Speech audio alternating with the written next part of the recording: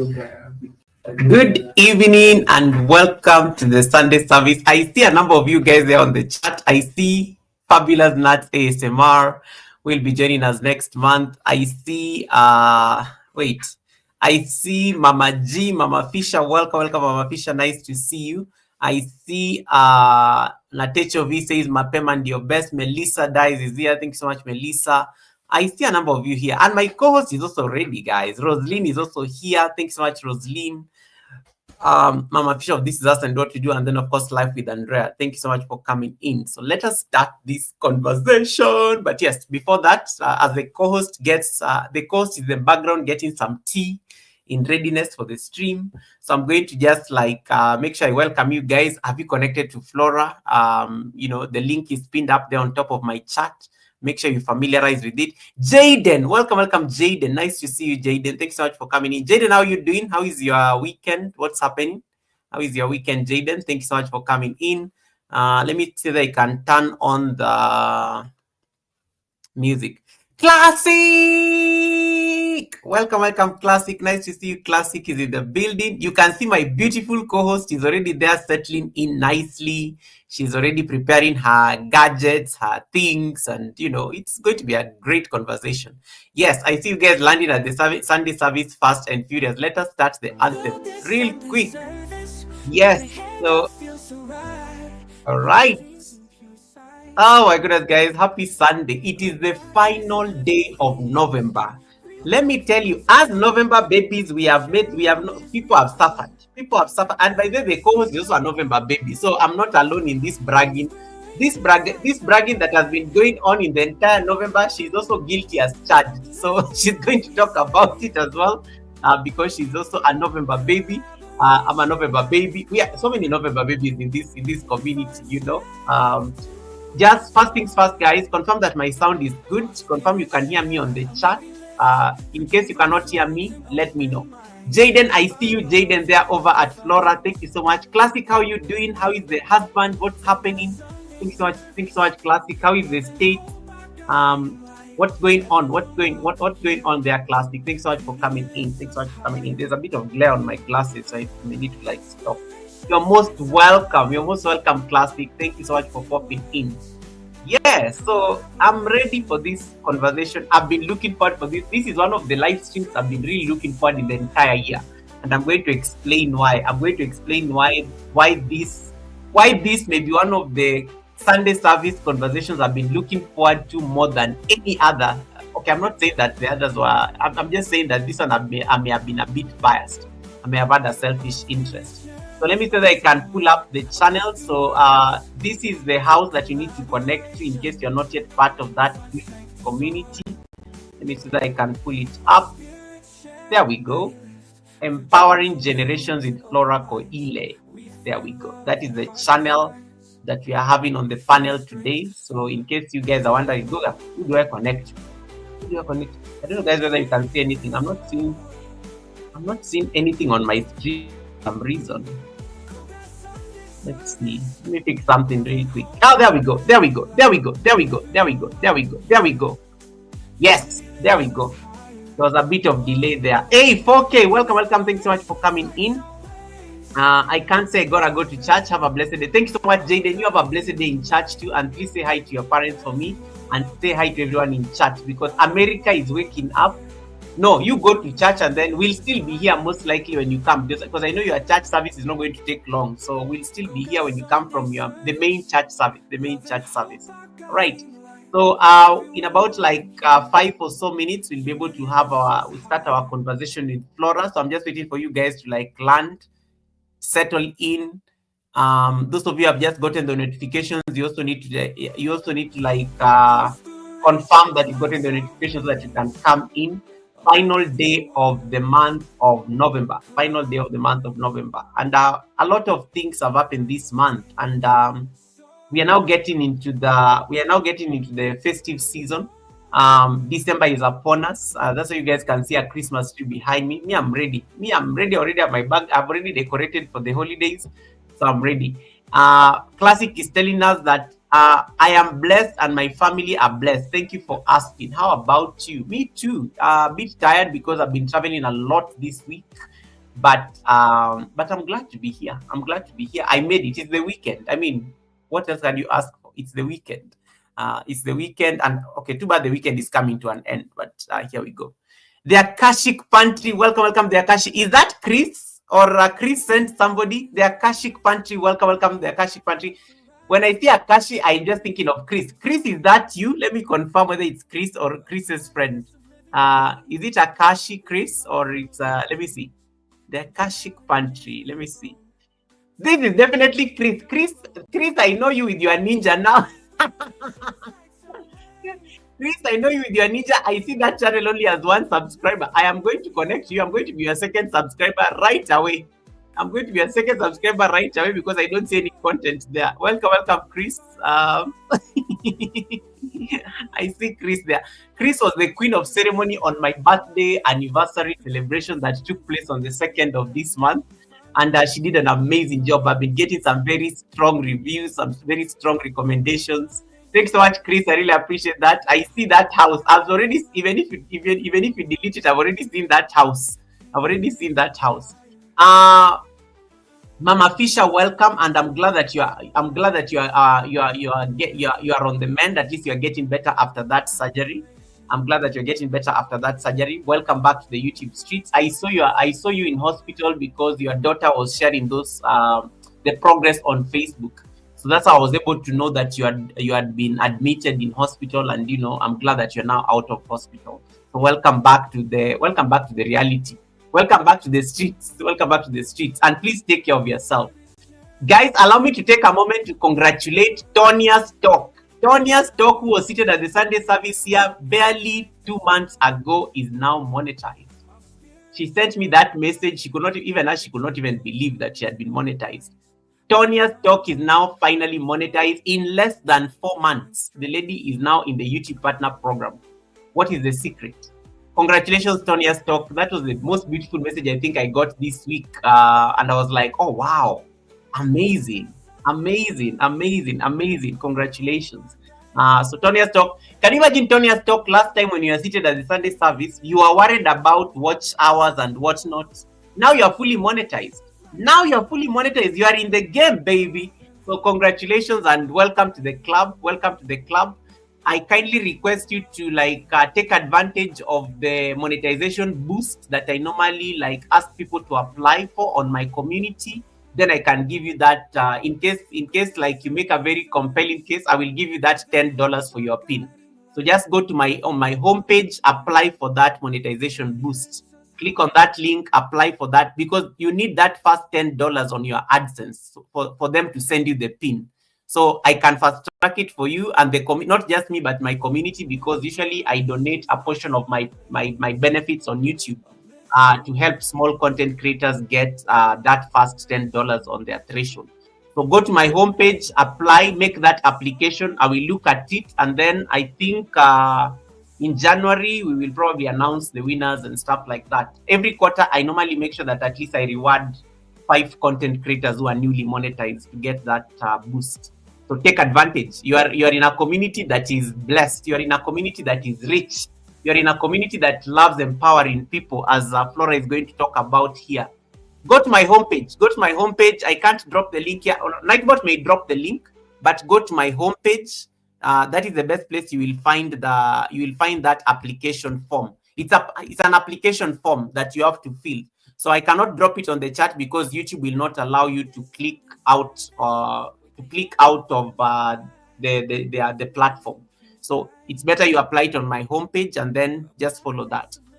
Miss TikTok, welcome. Miss TikTok, yes, you can apply. Just make sure, as long as you can make a case for it. Miss TikTok, by all means, anybody can apply. That is why it is there. Miss TikTok, welcome. Miss TikTok, thanks so much for coming in.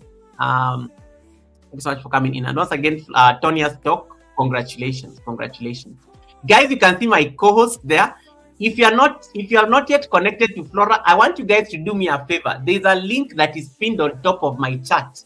Click on that link, go and give Flora some hearts there. Drop some hearts there on the chat based on the colors of her brand. She's going to explain what these colors are, because me, I just see purple somewhere in there, but the other one I don't. I think it's purple and gold. You can drop purple and gold on her chat just to confirm that yes, I've already Goga, I have seen this channel. Yes, the link is pinned on top of my chat. Go and let's support let's support Flora and make her part of this beautiful community. And then I see, okay, I've been monetized and I did not meet my $10 threshold. Miss TikTok, apply. Miss TikTok, you've never met your $10 threshold and then you are generous with us. I will look for you behind this. I will look for you behind the tent so that you can tell me. Oklahoma is in the building. I can see you guys are landing into the stream nicely. I can see you guys are landing into the stream nicely. Miss TikTok, what do you mean that you've never gotten your money? Like, but then you make a lot of noise on this YouTube street. You are, oh my God. Okay, we'll talk about this. We'll talk about this. This is not the day for receipts. But thank you so much for letting me know. Yes, anybody can apply. It's a community initiative. It's a community initiative to make sure that we are supporting people to get their threshold. Especially those people normally struggle to get the first $10. You know, once you become monetized, the first $10 is the hardest thing, because you need that $10 threshold on your AdSense so that YouTube can send you your PIN to verify your address. Those of us in Africa, we really struggle to meet that threshold. So, and even other countries, and that's why we started that initiative. Okay, so make sure that in case you need that support, by all means, I'm more than happy to help. But you have to make an application. I say there has to be order around this application, so make the application. Blessed Life Journey is in the building. Welcome, Blessed Life Journey. Thank you so much for coming in. How you doing, Blessed? Thank you so much for popping in, sis. And thank you for the raid this week and reporting yourself before Red's Room told me about you. Thank you so much for landing in. Guys, without further ado, allow me to bring my co-host on the panel. That is the channel link. The link is going to stay there until the end of the live stream. It's going to stay there pinned permanently until the live stream ends. So make sure you can jump over there. You can watch the live stream from there. You can watch the live stream from there as well, just to make sure that you're part of that beautiful community. Empowering generations with Flora Koile Kaki. That is our Sunday service co-host.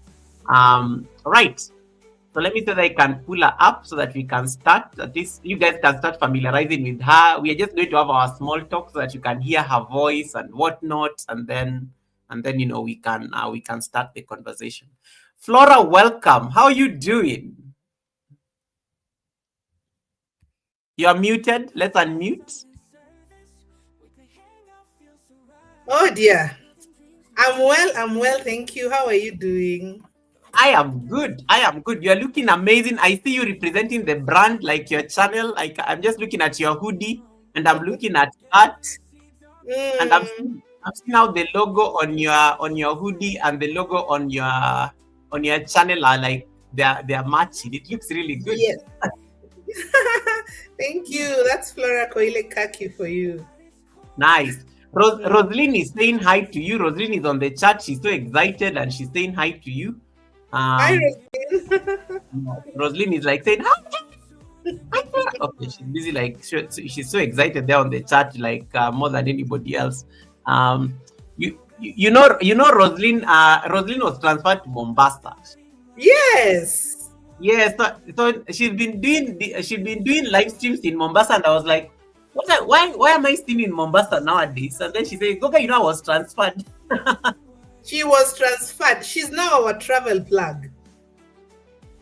I like how you made a plug all of a sudden. Rosaline, did you hear the responsibilities here? You're now our travel plug.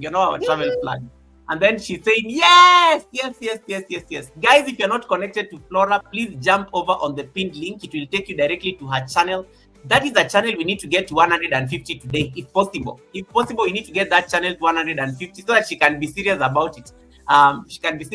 She's just empowering people outside YouTube. But today I said I'm going to bring her on this YouTube street so that she can empower us. But yeah, motivate her so that she can bring this empowerment more on this YouTube, in this YouTube space, so that she can at least be more active on the YouTube space, because I know she's making a difference out there, outside the YouTube streets.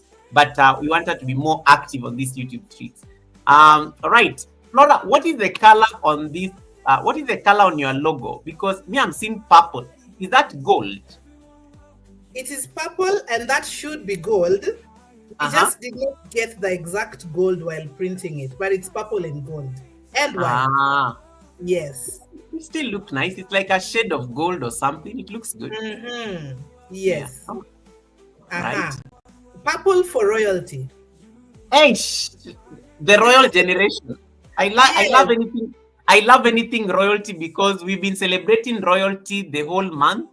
Mm-hmm. Especially all the November babies. Anastasia Blessed, who was also celebrating her birthday yesterday, and I was the Wow. MC. Yeah, so a lot of people have been celebrating their birthdays in the month of November. You've been one of them as well. Yes, Um, and I think I was the first to celebrate. Yeah. First of yes, November. you're the first one because your birthday was on the 1st of November. Your birthday was on the 1st of November. Anastasia's was on the 30th of November. So we had a beginner and we had a closer and we had people in between. So many people in between. Wow. Yeah. Happy birthday to her. Yeah, so Anastasia, you are getting more birthday wishes from Flora. So thank you so much. Vico, real space, welcome, welcome, Vico. Bad Files is in the house. Welcome, welcome, Bad Files. How you doing? Thanks so much for popping in.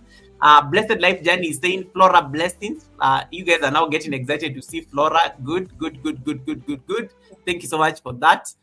Blessed Life Journey is watching us from a place called. Have you ever heard of Aruba? Uh, There's a there's a country called Aruba. Um, Whoa. yes, I need to visit Aruba. I know. Even me, I want to visit Aruba. So it's one of those places that Why? it's yeah. So blessed is from Aruba. We have Vico Real Space who is watching us from Vico. Where is Vico? Vico is in the States. Yeah, Vico is in the States. We have Roslyn. Roslyn, of course, is watching from Mombasa and she's busy screaming to you there on the live stream. Go, go, go, go, go, Flora, go. You know, Roslyn also just started a YouTube like just with like jokes. And then now look at her. She's a proper content creator now. Yeah. Yes.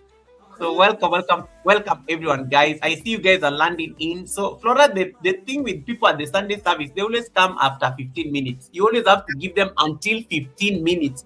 Like it has to be the exact 15 minutes, and then you see everybody is now in the church. In the church. Yeah. So now they are all coming in fast and furious. We have BOK Media Live Food Freaks. BOK Media Life just celebrated a monetization as well. Congratulations, congratulations, congratulations once again, BOK. And thank you so much for the kind words that you shared yesterday at Anastasia Blessed's birthday celebrations. We have a number of people, and all of you are from different parts of the world. In case you want to like announce and correct Nightbot, you can ask Nightbot to type your country. Just type weather, space, and the country where you are watching us from. For example, I'm going to type weather, space, and I'm going to create a country like Okra. So for example, Okra, and then you're going to see Nightbot is going to drop the country where I am doing the live stream from. So I don't know that there's a country called Okra, but let's see whether Nightbot will figure it out. So you can type weather space Okra, weather space New York. Yeah, you see, there is Okra. Nightbot has given a country there called Okra. Weather for Okragla, that one. That you see, there is a place called Okra. There is a place called Okra. I always tell you guys that this place. Seriously? Yeah, weather for Okra. Weather for Okra somewhere. Conditions are foggy with a temperature of guys. It is Nightbot. Nightbot knows a country called Okra. I'm not Okragla, something like in there. There you go. There you go. And then you say that I'm lying. You see, even Nightbot knows there's a country called Okra. So you can type weather, put a space, and then tell me where you're watching from. Nightbot will do the rest. But it can only happen on my live stream. So in case you're watching over at Flora's, you can have another device running my live stream. Then you can test it out. Wambura, welcome, welcome, Wambura. Kanini, I see you there at Flora's live stream. Thank you so much for coming in. Yes, Roslyn has tried it out. Weather for Mombasa. Good. Joseph Wambura, welcome, welcome, our resident farmer. Thanks so much for coming in. And Wambura is saying hi to everybody on the chat. And BOK is saying, Joseph, thank you for blessing my house. First of all, did this BOK raid? Because BOK was live before I came to this live stream. BOK was live drinking some. I don't know what was it. What did it? Yeah, she was drinking something. BOK was live like before I came to the live stream. So BOK, did BOK raid you guys? Can you announce, can you all report whether BOK raided or not? I want to know. Did BOK raid or it just ended unceremoniously? I want to know. I want those receipts. If you nobody has typed BOK raid. Nobody has typed BOK raid. I know she was talking about Golden's, was it yellow snow? Don't eat yellow snow or something like that. So I don't know that. Did she raid? Where did she raid you people? Because I've not seen you guys type BOK raid. I want the receipts. I want the receipts. I want the receipts. Oh, she did raid. Okay, okay, okay, okay. Just checking. She was talking about people not eating yellow snow or something like that. So, but I've not seen you guys type BOK raid. You did not type BOK raid. You did not type BOK raid. Anastasia is laughing. Um, you guys are a mess. Everything Africa with Oma. Welcome, welcome, Oma, our sister from Niger. Welcome, my sister. Oh, thank you so much for coming in. Kanini, I am fine. Thank you for asking. Kanini, I am fine. Thank you for asking and thank you for supporting Flora. Guys, allow me to introduce our guests and then we can start this conversation. Otherwise, we can talk here forever. You can talk here forever so that I don't I don't want to take the attention off the topic. All right, let me pause the music a bit. Let me get my notes, then I can introduce Flora. So guys, Flora's brand colors are what you are seeing on the screen, purple and gold. So the live stream is also being multi-streamed on her channel. So we are streaming on both my channel and her channel. So in case you want to connect to her directly and immediately, just jump over there using the link that is pinned on top of my chat. It will throw you over to Flora's live stream, and then you can drop purple and golden hearts. There's been so much royalty this month. And Flora was born on the 1st of November. So she started off this November royalty business. And then, of course, Anastasia has closed the chapter. So I just want to say thank you. Thank you so much, guys, for the support you've given all the November legends. BOK is saying, I am liking how Flora has decorated her space. Beautiful space. I know, eh? Look at you people are just busy like snooping on people's houses. Be okay. Be okay. Like me, I'm thinking you're looking at Flora there. So you're just looking at that house. She's even probably like trying to like rise and see. Like, Flora is blocking something. I'm blocking myself. That's me. No, BOK is struggling to see what is behind you. So I think she's trying to study your space, and that's why she's able to make. She's very observant and she's a creative. She's a creative Thank and she does you. DIY. She does DIY videos. So for her, anything that is in your space, she's bound to notice it. She's bound to notice it. So thank you so much, BOK. I really appreciate that. BOK, much love for coming, Mr. President live stream. Thank you so much. Okay, thanks so much, Ambura Joseph. Thank you so much for that. All right, guys, allow me to introduce the Sunday service guest, and then you guys can ask your questions there. BOK says that she's so tired of these November babies because they've not given it for the peace on these YouTube streets. All right, okay. Let me introduce Flora, and then we can take on the rest from the stream. All right, so there are people whose presence feels like sunrise, soft, steady, warm, yet impossible to ignore. The beautiful lady you are seeing on your screen, Flora Koile Kaki, FKK, is one of those rare souls. Flora is a woman who walks through life with intention, grace, and a quiet but unshakable fire. Flora embodies the belief that every voice matters and every story deserves to be told.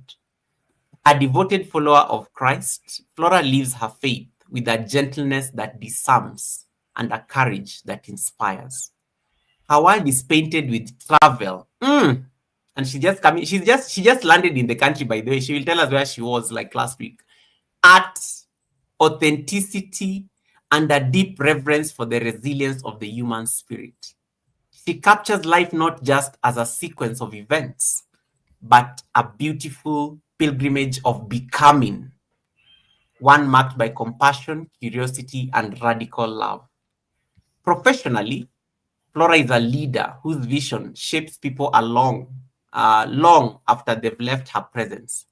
She's the kind of boss who becomes a lifelong guide, the kind of mentor whose lessons echo across seasons.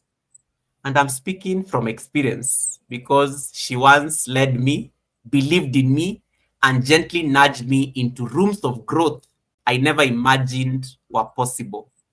In short, Flora has been my boss before, guys. So you can ask her any receipts you want to know, whether was a good colleague or a good employee and whatnot.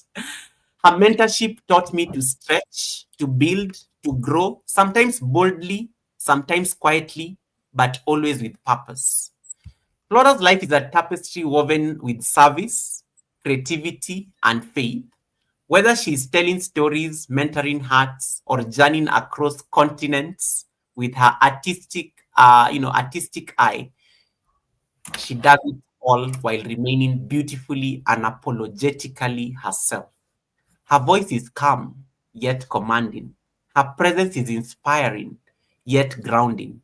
And her journey is a testament to what happens when purpose meets intention.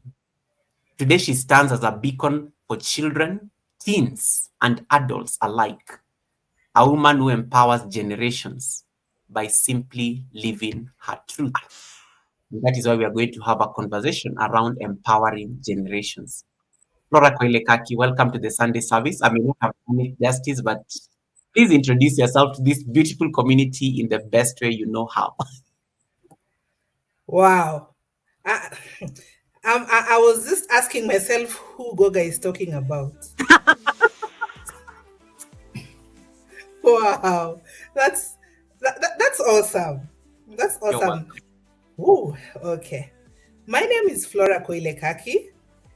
In fact, I have four names: Flora, Akinyi, Koilekaki. Ooh, Akinyi because I was born in the morning. Then Koile is my father's name and Kaki is my husband's name. So oh, yes, so Flora Akinyi Koile Kaki, but I omit the Akinyi because it's too long. uh-huh. I am first of all a child of God. That is my first and foremost definition of me. I am a child of God, born again. I love Jesus as my Lord and Savior. Apart from being a child of God, I simply just I am a lover of people. I love people. I love humans. I believe in humans. And I think that is because one, my mother taught me to believe in people, and two, because I have lived with people and so learned to believe um, in them. What else do I say about myself? During the day from 8 to 5, I am a public officer. Um, 24 hours a day, I am a mother. That is the work I do. A mother, a wife, a mother, a sister, a friend. In between, I mentor young ones and even older people. But my heart goes to the younger generation more. I think that sums it up. I love life. I am an art collector and I love art. You are many things. I like the particular introduction about I'm a mother 24 hours. That came out so nicely. I'm a mother 24 hours. I love how it came out very beautifully. And then there are people who are getting excited on the chat. BOK is like, first of all, excited because she's also like an artist like you. She said, yes, Wow. to collecting art. Yes. Roslyn says, the best description, Goga, I can confirm and give my own testimony of my encounter with this incredible woman. So Roslyn is Wow. also talking there, and she has a testimony, and maybe she will tell us. Maybe she will tell us on the chat. Yeah, so amazing, amazing, amazing, amazing, amazing. And I'm glad that everybody who is coming in is like connecting to Flora, guys. The link is pinned up there on top of my chat. Simone, nice to see you. Simone SMS, welcome SMS. I thought I saw a Muyu Rainbag in the building. Thanks so much, Muyu. Appreciate that. And if you have any question you want to ask Flora, please feel free to drop it on the chat. We are going to like be interacting because this conversation around empowering generations is not a one-sided conversation. It has to bring everybody into the table, and I'm glad that Flora is the one who is going to do this and stuff. Um, Flora, on a personal level, why empowering generations? Why was this important? Because I always believe in words. Words are powerful, and it did not just. I'm sure this did not just come out of the blue. There is something that there's some powerful force of motivation behind these two words, empowering generations. From your perspective, personally, and it can even be philosophical. Why empowering generations? Well, I when I was let me say when I was about 20 or so, Mm, my mom my mom was a high school teacher, God rest her soul, and sorry. she would ask me to pay school fees for children in her class who could not afford. And Wow. sometimes it was just 500 shillings or 1,000 shillings or even 50 shillings. She taught in a rural school at some point. And so I began my journey of educating children without knowing that I was actually doing that. And then as I grew and got into the workplace, I first worked. Actually, I am trained as a hotelier. My training background is in hotel and institution management. So I worked in the hotel industry, Oh, wow. yes, for a while. Now, my first job was in management.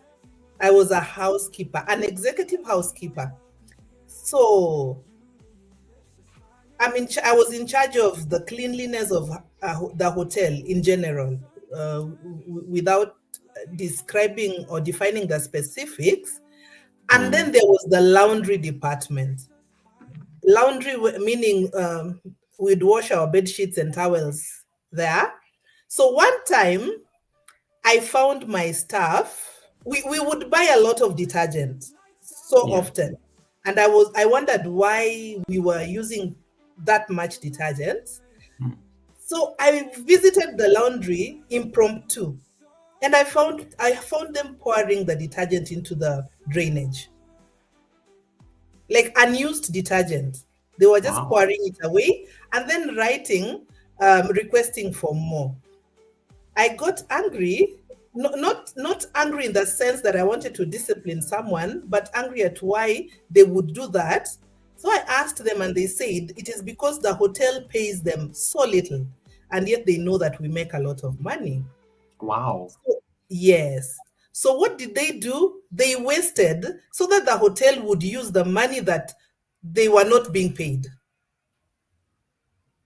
And so yeah, I know, right? I was relatively young. I was about 26.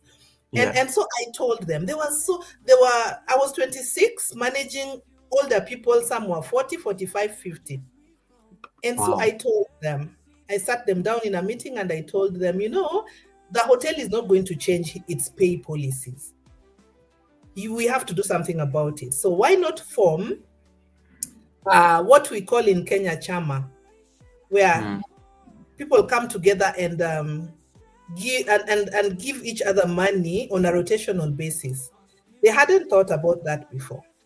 And so we did that. So this week someone would get 5,000 shillings, the next week the other person would get, and from there people began doing small businesses. So during your nice. off time, you do business, you have capital, and no one's pay was increased. And then someone told me, you have just empowered me. And by empowering me, you have empowered my children and my children's children, because I can now take my children to school without taking loans. And so that empowering of generation, empowering my children's children, that's how it came about. Wow. That is a very Yeah. powerful story. The hospitality industry, amazing. Like, why the hospitality industry? Like, is that something that you had always wanted to do, or it was just circumstances that maybe took you into that particular field? Just curious there. And I Well, like, and BOK loves that statement and says, yes, bring solutions to the table that actually provide relief to the people who need it. They were Yeah. wasting the hotel, the hotel staff as a Mm-hmm. way of like it's like a form of rebellion. But you Mm-hmm. float this idea that you guys can actually save the little that you get, and you can do something worthwhile, and just something very simple, and I'm sure it really changed at least mindsets, and that's a very powerful thing. Okay, so the hospitality industry, how did you find yourself there? Isn't it stressful? You have to deal with people, the craziness, the clients who are stealing things from the room. How Yes. was that experience? Just briefly. It was exciting. I love excitement actually, but it was Mm. tiring. It was quite tiring. When I was a housekeeping manager, it wasn't as tiring because then I would work 8 to 5. Okay. Uh, because you make sure that the hotel is clean during the day, so the night is taken care of. But that is what I studied in university, remember? Oh, nice. Hotel and institution management. Though I majored on the institutional side, so that means I most probably would have landed in government or schools or hospitals. And I've worked in all those. I've worked in a school, I've worked Wow. in for an NGO and a hospital, a restaurant and a hotel. All right. Yeah, All right. so my experience in the housekeeping world was okay, aside Uh-huh. from the way you say that people can steal towels and so they carry tissue paper and stuff. Yeah. Um, the most challenging time was during my working in a restaurant. It was a very busy restaurant in Nairobi. Yeah. So I get to work at 7, for example, and by the time I am ready to clock out at 6:30, I'm told that there's a batch of visitors who have come from somewhere, and we have Yeah. to stay into the night. Wow. Yes, so what we would do, because we would stand for long hours, is have a can of deep heat. I don't know if you know what deep heat. It's Yes. this. It's like I'm trying to get a name for it for the guys who may not understand it. It's like a muscle relaxer. I yes. Yes, I think yeah, it's a muscle relaxer with that sensation. It's very yeah. It has a nice sensation effect when you have especially a swollen somewhere. Yes. So we would go to the washrooms and spray our legs and then go back and work. Wow. Uh, some clients, especially when drunk, were very abusive. Some were good. It was just fun. But because again I was in a supervisory role, it wasn't as bad. It Okay. wasn't as Whew. bad. I learned then that the customer is always right because that is what we were taught. I learned meeting and exceeding expectations from the hotel industry, and Mhm. now that molded my attitude when I came to work in the government space because I saw our Gov- clients way different. yeah, Uh, government space, and that is quite a transition. As much as the university training and even just the professional training that you undergo at tertiary level to transition into the workplace. How did you make that transition and adjustment? Because you are coming from the private sector and you're joining government, and government tends to have like a lot of structure. You know, government is one of those places. Government has always existed. God knows since when, like since like back in the day. So you find structures, you find people are set in their ways. You find systems that it's very difficult to even start like changing because this is how we've always done things. So coming mhm. from a space like, let's say, where you had autonomy to make a decision, like let's say Yes. the hotel industry, or the hospital or the non-governmental space, how was that transition into public service? Because I'm sure it wasn't easy. It was not easy. One, I was given the government space was defined to me as permanent. Your work is on a permanent and pensionable um what is it called, structure, so you Yes. cannot leave your job. Uh-huh. And at that point, I needed to make a family, to build my family. I needed to have babies, Goga. And I like how it came out. it was not going to happen when I was in the hotel industry, because again, I love to work, so I can really just work day and night. Yeah. So the promise was that I would work 8 to 5, build my family, and then have just a comfortable salary for the rest of my days until I retire. Until retirement. Whew. and and that was a good narrative until I joined government. Yeah. And I was in shock the day I received my first salary.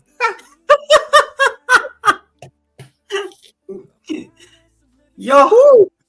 I was in shock. Then I was in shock at the structure, the bureaucracy, the way you're not free to do things. Yeah. Yes, it took me years. It took me convincing myself that I need to make babies, and I need to just have a family, and be there for my children and my husband and my children. See, husband comes first, right? Yeah. Eh, husband comes first. Woo. So yes, I needed that stability. And yes, that transition was not easy after my first pay. Wow. After my first pay, because I made a lot more money in the private, the corporate world, the private sector, yes, every other place. There was freedom to make money. But I like the intention because I need to Yes, have a family, and yes. because the private sector tends to also like put a lot of pressure and targets and deadlines, and sometimes you Mhm. may not be able to easily find that balance as compared to the government. So I mean, maybe something good at least from the government side. Then you have the benefit of time. Yeah, Yes. you have the And benefit of holidays. and holidays. Wow. Yes. Uh, Oh yeah, because the hospitality space during the holidays when actually you have more customers. yes, that's the peak season. That is when we have to work. So something good came out of it. You're right. Wow. Okay. Good Yeah. to know. I will come back to that because I know we share conversations there. Yes. Um, let's talk about the young Akinyi. Growing up in Kenya, I like how you are very specific that there's a certain name that belongs to your father. There's another name that belongs to your husband.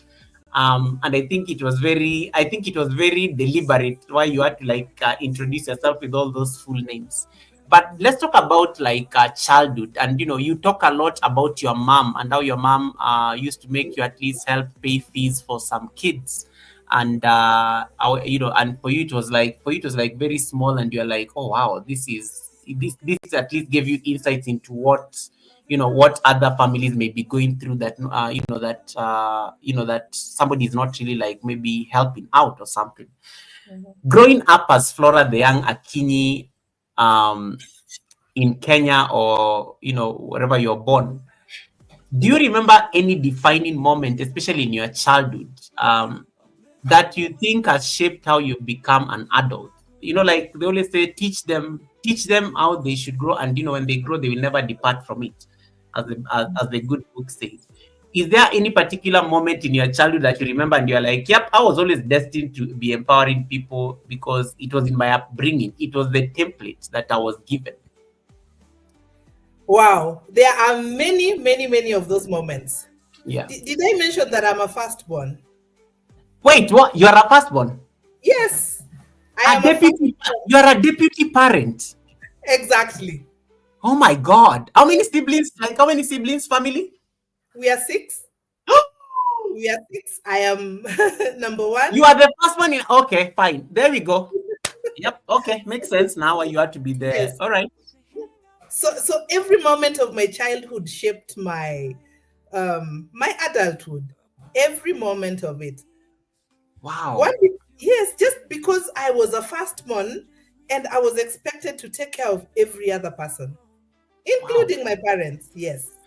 Flora, hold that thought. Allow me to acknowledge this raid we just got by East African Workout Girl. East African Workout Wow. Girl, thank you so much for the raid. My sister, thank you so much for that raid. She just ended her live stream and decided to send people over to us. So thank you so much, East African Workout, for the raid. You could have picked anybody else, but you decided to choose us here at the Sunday service. And I just want to say thank you. I love being chosen. I love being chosen, and I think it's powerful being chosen. So thank you so much for the raid. Thank you so much for the raid. Appreciate it. And everybody who came in through the raid, Steven and the rest, Title Pro, I see you there. Thank you so much for popping in. I really appreciate. All right, carry on, Flora. Firstborn. Yes, Firstborn, I you are also coming love in being six. chosen.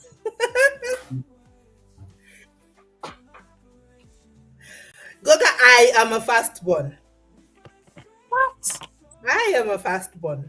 I remember I remember when I was about 6 years old. I was six actually. You know Yeah, the age where children are expected to play. And my mom had taken her students to music festivals. I remember that day so well. And then my brother was a toddler. We are 4 years apart. yeah, So when I'm six, he was about 2 years old.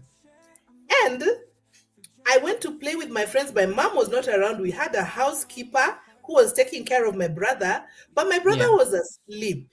And when he woke up, uh, you know the way children know where their pots of food or porridge are kept. So yeah, the housekeeper would use a particular pot to make his porridge, and he knew that pot. So he was hungry, and the girl had gone somewhere and left the pot, the handle hanging out from the cooker, the yeah. gas cooker. So the little boy just went and grabbed the porridge like this, and it poured on him, and he Ooh, got burned.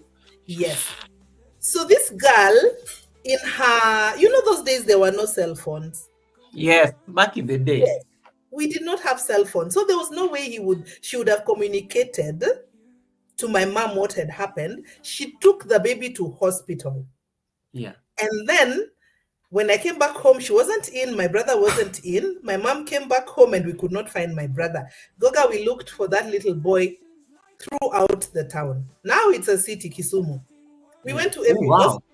Yes, we went to every hospital. We went to every morgue. I was so little. And my mom kept saying if I would have stayed at home, my brother would not have disappeared. So we thought that the girl had stolen my brother.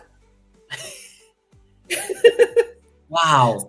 Yes, so the whole day, from the whole afternoon, because I think she came back at around 1 or 2 p.m. So we walked through the town and then went to my aunt's place. My aunt lives somewhere within Kisumu, just next to the main hospital. It's called Jaramogi Oginga Odinga, the Teaching and Referral Hospital.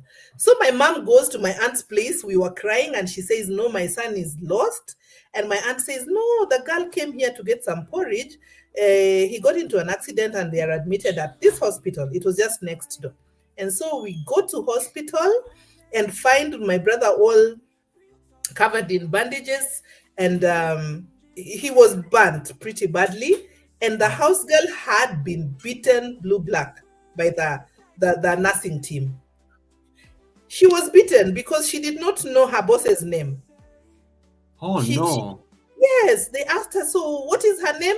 She's called Mwalimu. Mwalimu is teacher. Teacher, yeah. Yeah. And she was beaten. She was really in pain.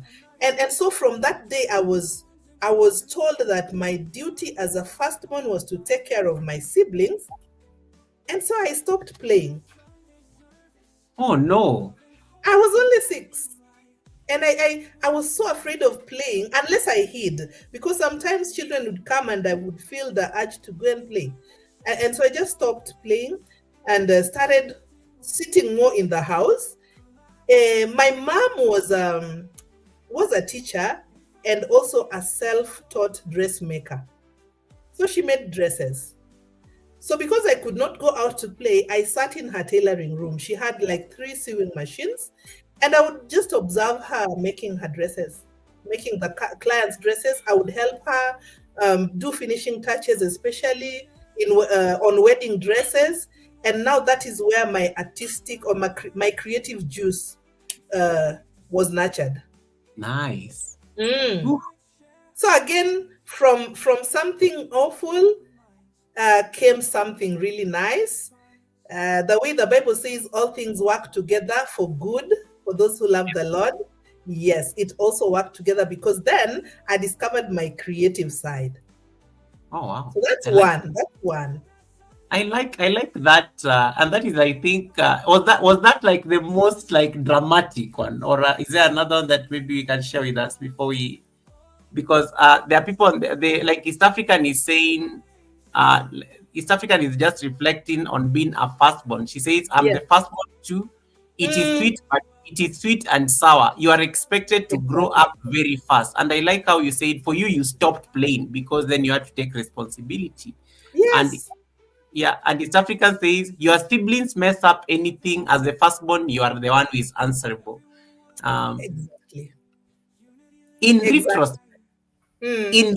in retrospect, when you look at that particular moment, do you have any regrets? Do you have any like because the key, I'm sure your siblings grew up and now you had to like do you have any regrets that they made you not play? Now when you look back, do you have any? Definitely, I did regret a lot because I grew up without friends. I grew up Ah, without friends. For a very long time, I did not know how to interact with people. oh wow. So, yes, I did not know how to interact with people. And that was my biggest regret. I always wanted to just make friends and learn life because most of the mistakes I did in life were as a result of. I would say that if I discussed it with someone, then maybe I would have gotten another angle to whatever it was. But Mm. yeah, that was just it. I also my brother and I had did not have such a good relationship. The only relationship we had, or we have had till now, is that of I am a firstborn. I have to take care of him. Oh wow. Yeah.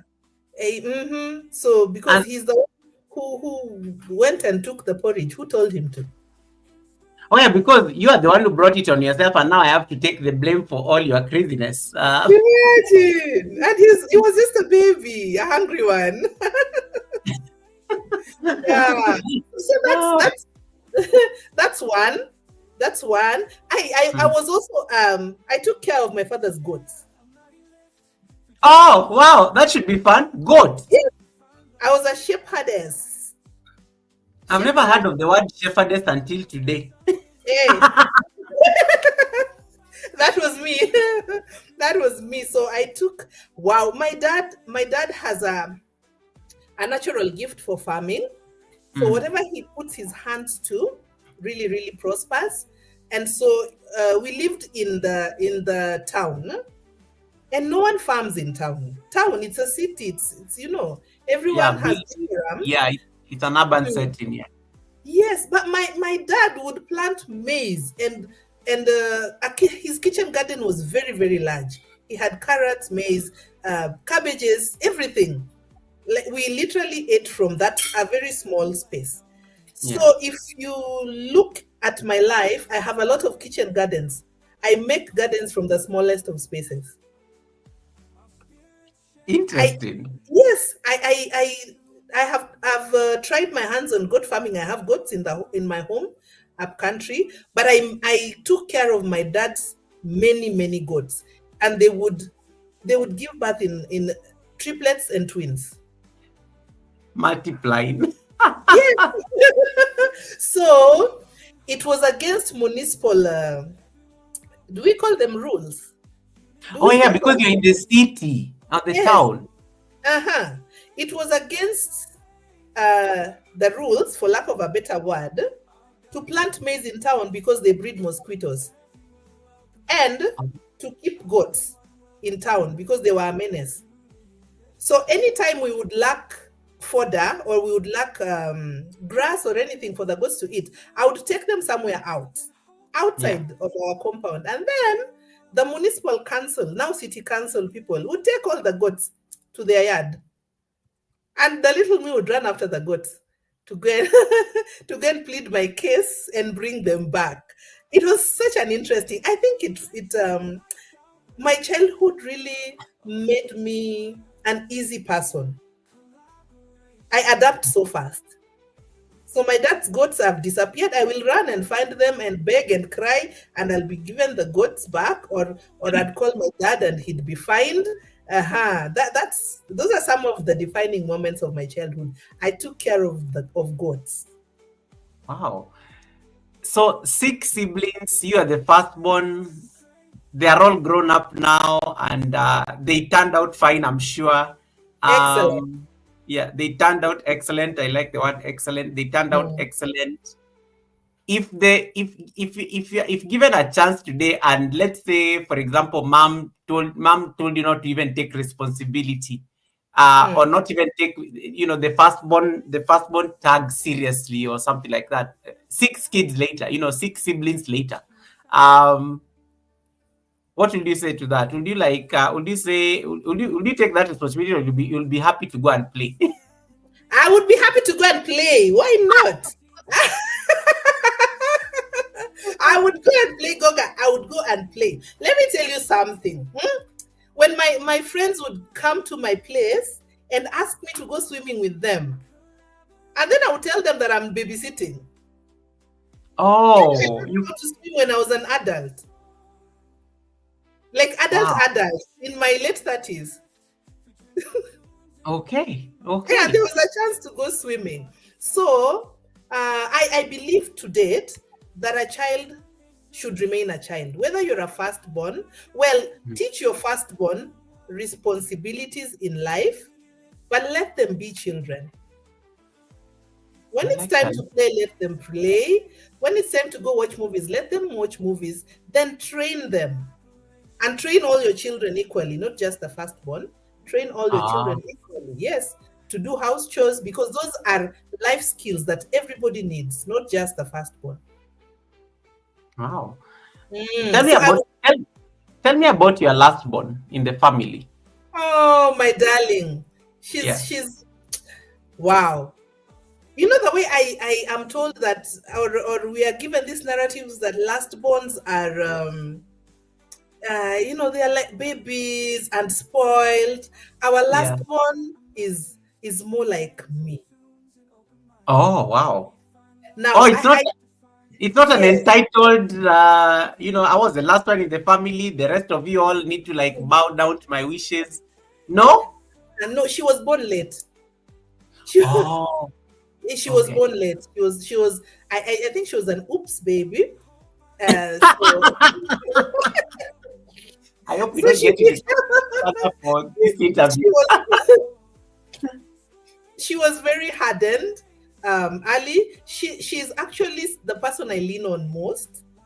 Oh, wow. Uh, we have a 17-year difference. So she Whoa, was, that's a yes. lot.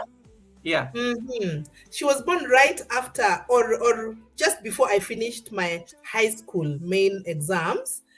Um, I maybe I need to mention that my mom and I also have a 17-year difference in age. oh, wow. Yes, I was born to a teenager. So So so you are I technically, so you and your last one is like technically you would have been mom to your last one. yes, and I played the mom role very well. She's a different she's a different breed of lastborns. She's really a different breed of lastborns. So I can't say that I've experienced the lastborn nature in her, because Yeah, now she is my personal person, and of course my advocate, my lawyer, my personal one. Mm, I love that. yeah. You mentioned something there about letting in, reflecting on your upbringing. You say let children be children. You can only give them like life skills that they can apply later on, but they're at the end of the day, they are still kids and they need to enjoy being kids. Yes. um what are some of the lessons? They could be hidden, or they could also be just some of these lessons that maybe that are not very clear to most parents, especially parenting in today's world. What are Mm. some of them? what are some of these hidden lessons in your experience that you think children, and this is you speaking as a mother as well, what are some of the lessons that you think children normally learn from adults, Yes. intentionally or unintentionally? Because I think sometimes maybe parents, we may not, they may not have like that level of self-awareness, in Mm, a sense. Yet kids are picking some of these things. It is how you remember taking care of your father's goods. It is how you remember mom was a strict disciplinarian. She was a teacher. She was a dressmaker. It is how you are picking even lessons of dressmaking from her indirectly, just by being in her space. Are there mm. any hidden lessons in your experience that you think children normally model from adults, whether intentioned or even unintentional? Right. I believe children learn more from what we do than what we say, Yeah, because then they model after our our lifestyles. yeah. So, for example, I loved, and this my friend pointed out, I have always loved putting on flat shoes, Yeah. like flat soles, no, not heels. I'm not good with heels, and it's because my mom stopped putting on heels when I could, for as long as I can remember. So I thought those were the right shoes to put on, Oh. like just flat shoes. Yeah. No one, she didn't tell me. I just saw it and I thought, wow, this is the. So every shoe that I bought was flat. If I have heels, it's maybe for a photo shoot because I love taking photos as well. And then I would just remove them and throw them away or keep them or stash them away. So children model after what we do more than what we say. So if we are giving advice orally, it should match what we are doing practically. Hmm. Yes, a lot of things I picked. My dad, for example, I picked farming from him because that's all I saw him do well. I mean, not all, but I saw him do farming really, really well. And so it comes naturally. Then I saw my mom's love for building a home. Oh, wow. Yeah. I build my homes. Like I'm always thinking of what do I do next? Do I build a kitchen? Do I now build an out a banda? I'm always thinking about that because those were the stories we would tell with my mom, and she would do that, building homes. So the children model after what we do. My mom was quite religious. I turned out to be religious myself. Yes, Hmm. only that we took different parts from each other, but the religious bit, it stuck. So yes, action speaks better than words, even louder than words. Louder than words. Yes. Cloud Diesel is watching you from the UK, and Cloud Diesel says Western parents nowadays are mostly iPads. They're not even human beings. The iPads are acting as the parents. From your Mm, experience, as a mother, yes. and maybe you can tell us, I don't know how many kids. Maybe you want to share with how many kids you've raised in your family, but Mm, from your own family, from your own experience as a mother. mhm. Um, are there moments where your kid has done something and you just look at them and you just start smiling because you definitely know you can literally see yourself in them, and you know you are responsible for that craziness, whatever it is that they've done. All of them. So every Like you single just child carries an aspect of me. the last one. Every single child carries an aspect of me. Some of Nice. them in greater proportions. And sometimes I look at my child doing something or responding to something, and the first thing I say is, "Mommy, I'm sorry if I did this," and I'm always apologizing to my mom, even in heaven, because woo, hey, I got bits of me, but it's good. It's all good because parenting does not come with a manual. Hmm. Yeah, you just plunged into it, and every child teaches you how to parent because all of them are different and they're uniquely built, they're uniquely created. So I cannot expect Amos to behave like Brianna, Brianna to behave like Audrey, or Audrey to behave like Hera. They are very different. Wow. So the difference between me and my mom now, as a parent, is that I understand that the children are different. My mom wanted us to behave the same way. So, Ah, yes, yes, yes. So the measuring stick was in the child who behaved closest to her expectation. wow. Yes. And now her expectations were that all her children would be scientists because she is a scientist. Hmm. My mom was a teacher of math, biology, and chemistry. That was a So, proper scientist. yes, the reason she did not go to medical school, because that's what her dream was, is because she got married immediately after her fourth form. So she did not proceed to form 5 and 6 to enable her go to the School of Medicine. Hmm. So she always wanted all her children to be scientists and especially doctors. So Oh, only one of us is a medical doctor, and it came naturally to her. I am an artist from head to toe. My yeah. thought processes, it's all art. But I passed my sciences so well because of the cane. Wow.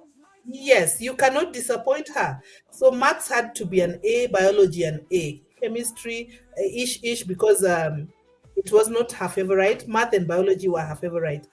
So she wanted all of us to be scientists, and that is why I chose to study a Bachelor of Science in Hotel and Institutional Management. The Hmm. Bachelor of Science was to appease her spirit. Oh, wow. The Yes, science bit. Yeah. the science bit. My brother is an engineer, my follower. The third born is an engineer. The fourth born is a medical doctor. The fifth born is an electrical engineer. And now the sixth born is a lawyer. A lawyer. Wow. So Yeah. So the first, everybody actually chose their own path. yes, yes. But the middle four, they are scientists. The first and the last one, we went our own ways. Wow. Yeah, but And guys, yeah, yeah. And yeah, I guys, know she'll be proud of feel us. free to share your experience on the chat in case there's something that Flora is saying and you are relating to it. Feel free to drop it on the chat so that I can share with her. And if you have not yet connected to Flora, guys, the link that is pinned on top of my chat, I want to see you guys. You can watch the live stream from her channel as well. It is pinned there. Jump over, watch the. I can see all your questions. I can see all your comments. I know you guys love where there is a crowd. But you can also jump there and you can let your device run on the other side, and you can ask your questions even from the other side.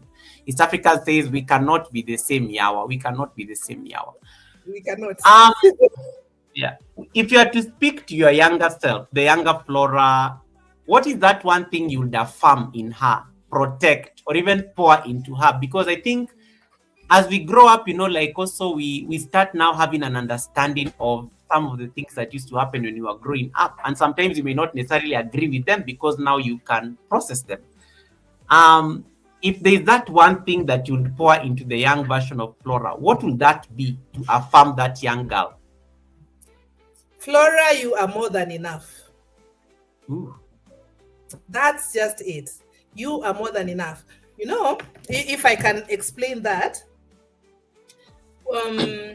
I said I was born to a teenager who was an A student, like an exceptional student. She was the brightest in her class and in her family. And Yeah. and because she gave birth to me, her career path was cut short, right? Yeah. And so it was blamed so much on my coming into life, into her life. Ah, wow. Yes, yes. So that was a tug of war that we had for a very, very long time because she felt that had she not had me, then she would have gone to the States and studied medicine. She had the scholarship. She had Hmm. the her sponsor, a very rich relative, was willing to take her to all those lengths. So you see, that was a struggle that we had for a long, long time, and Yeah. and that brought in a lot of self-esteem issues.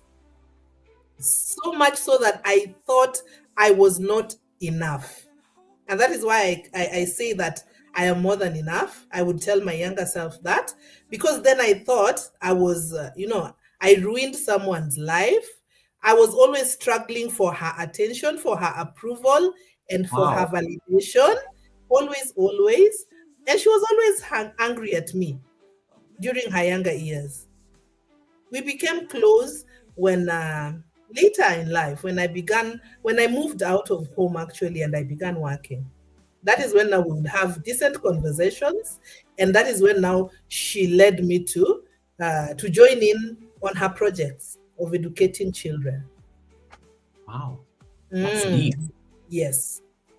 East African says, my dad wanted me to be a doctor or a Oh, lawyer. I said, oh, no, daddy. I said, no, daddy. And then she says, I became what I wanted since childhood. I became what I wanted since childhood. And that, already, Flora, you can already see the differences in terms of upbringing and even how, for you, you're saying, mom got married early. And so her entire career of what could have been mm, is like, you are the one who you kind of came in the way, and now she had to like make adjustments in terms of mm, her trajectory and stuff like yes. that. Mm, And this is something that I think happens to like a lot of us nowadays. We are, we crack jokes, and I don't know, from your empowerment conversations and the forums you attend, I'm sure it comes out a lot. As adults, we are nowadays, people are having very raw conversations around trauma from upbringing, trauma yes. from parents, the things our parents told us never to do. And then you grow up in such a way, you are an adult, you have all the money in the world, you have all the independence, and you still can't do it because you are still like holding on to what you experienced growing up, and that has kind of shaped your worldview. What is your take on this? Do you think we normally a child will carry this into adulthood? And I like how you say, for you, your mom's relationship, and yours actually got better now after you became an adult, and now you start coming in into the project. To the people who are watching us right now, I don't know what has been your experience in terms of the people you speak to. Is this something that is very common? And how do we like navigate it? Wow. It's so a lot of adults carry childhood trauma. They so many people that I have talked to, especially millennials and the generation X, where Yeah. I belong. We were raised by parents who are more of we had a military background kind of raising where Yeah. you are there to be seen and not to be heard. The parent is always right. The career choices that your parents make for you are what you should stick by. Mm. And then, if a girl got pregnant while in school, your parent would easily disown you. So now, I'm coming across so many men, and I really have a heart towards men. I'm coming across so many men who did not have father figures Mm. growing, or the right mentorship, or the right men to hold their hands into manhood, and so they are behaving in a certain way. Then when you dig deeper, you realize, no, this is from childhood experiences and trauma. Women as well. Women. I met a group of women who are carrying mother wounds. What my mom told me, what my mom did to me. Like, you ask a group of 15 women, each of them would say, at this point in my life, my mom told me that I was stupid, for example. Yeah. I hope that word can be said on. Yeah, it's fine. It's fine. That is okay. You're giving an example, so it's okay. Okay, it's an example. Or my first body shaming was from my own mother. These are women now, women in their 40s, 35 to 55. That was the age group in that meeting, where a 50-year-old woman still hurts from the words that their parents told them, especially their mother. Someone says that my mom, all she could say was that I was selfish. It's a word that can come out really well and someone laughs it off, but Yeah. someone has carried it into their 50s, 5 decades, and Five they don't, decades. 5 good decades, and they do not know whether it was true or not. So yes, so many adults are carrying childhood trauma into adulthood, uh, unhealed, unhealed situations, and so my journey through life has been to build whole adults, one person at a Mhm. time. Yes, Ooh, just help someone be whole, someone learn how to heal, because I had to learn how to heal, and someone helped me do it. how is the healing process, especially as an adult? Because and I'm a yoga instructor, you know this, and one of the things anytime I'm like instructing my students, and this comes from my training. My teacher and master used to say, you need to get into the mindset of a child. Yes. Child, yeah, especially when you're practicing, because children normally do something and then they deal with the consequences later. But as an adult, you think of the consequences and then you talk yourself out of not doing that particular thing. And Mm, and you say, nope, I'm not going to do it. Like, I'm not going to die. I'm not, because you've processed it, you've seen everything that could go wrong. But for a kid, they will they will go do what mom told them not to do, and then they get hurt, and then now they're like, oh, so this is what was supposed to happen. And then mm, now they know that, okay, next time I need probably not to do this, but probably they'll even forget it and they'll still do it again. It's a yes. mindset that so he was using that as an example in terms of the mindset we need to be adopting, especially when you want to try out new experiences. And he said that Mm, normally when somebody becomes an adult, they normally lose that mindset because they are over processing. You said you had to go through a healing process. What does mm. that look like? And I know without getting into details, what would healing look like, especially as an adult? Because I'm assuming it's going to be a lot of work. I'm assuming it's going to be a lot of inner work. You're going to like uncover a lot of wounds that you've hidden. I'm sure it is not an easy job, but what does that really look like for somebody who's like carrying, like, let's say, childhood trauma, and they want to like embrace healing and take charge? And yeah. I would say, Goga, that healing is a journey. It is a journey, almost a journey of a lifetime, because in my case, I prayed about it and I asked God to keep revealing anything hidden, or to keep bringing to the surface whatever I needed to heal from. Now, Mm. being in the firstborn space, and I call it the office of a firstborn. I was Office of the firstborn. Wow. Okay. office, my friend. So I was so I love this. hardened. I Office was of so the hardened. firstborn. Hey, I developed thick skin, and because I had to deal with a lot of hard moments, and so I rarely cried. Oh. I rarely let out emotions. I would sweep so much under the carpet, so much emotion under the carpet.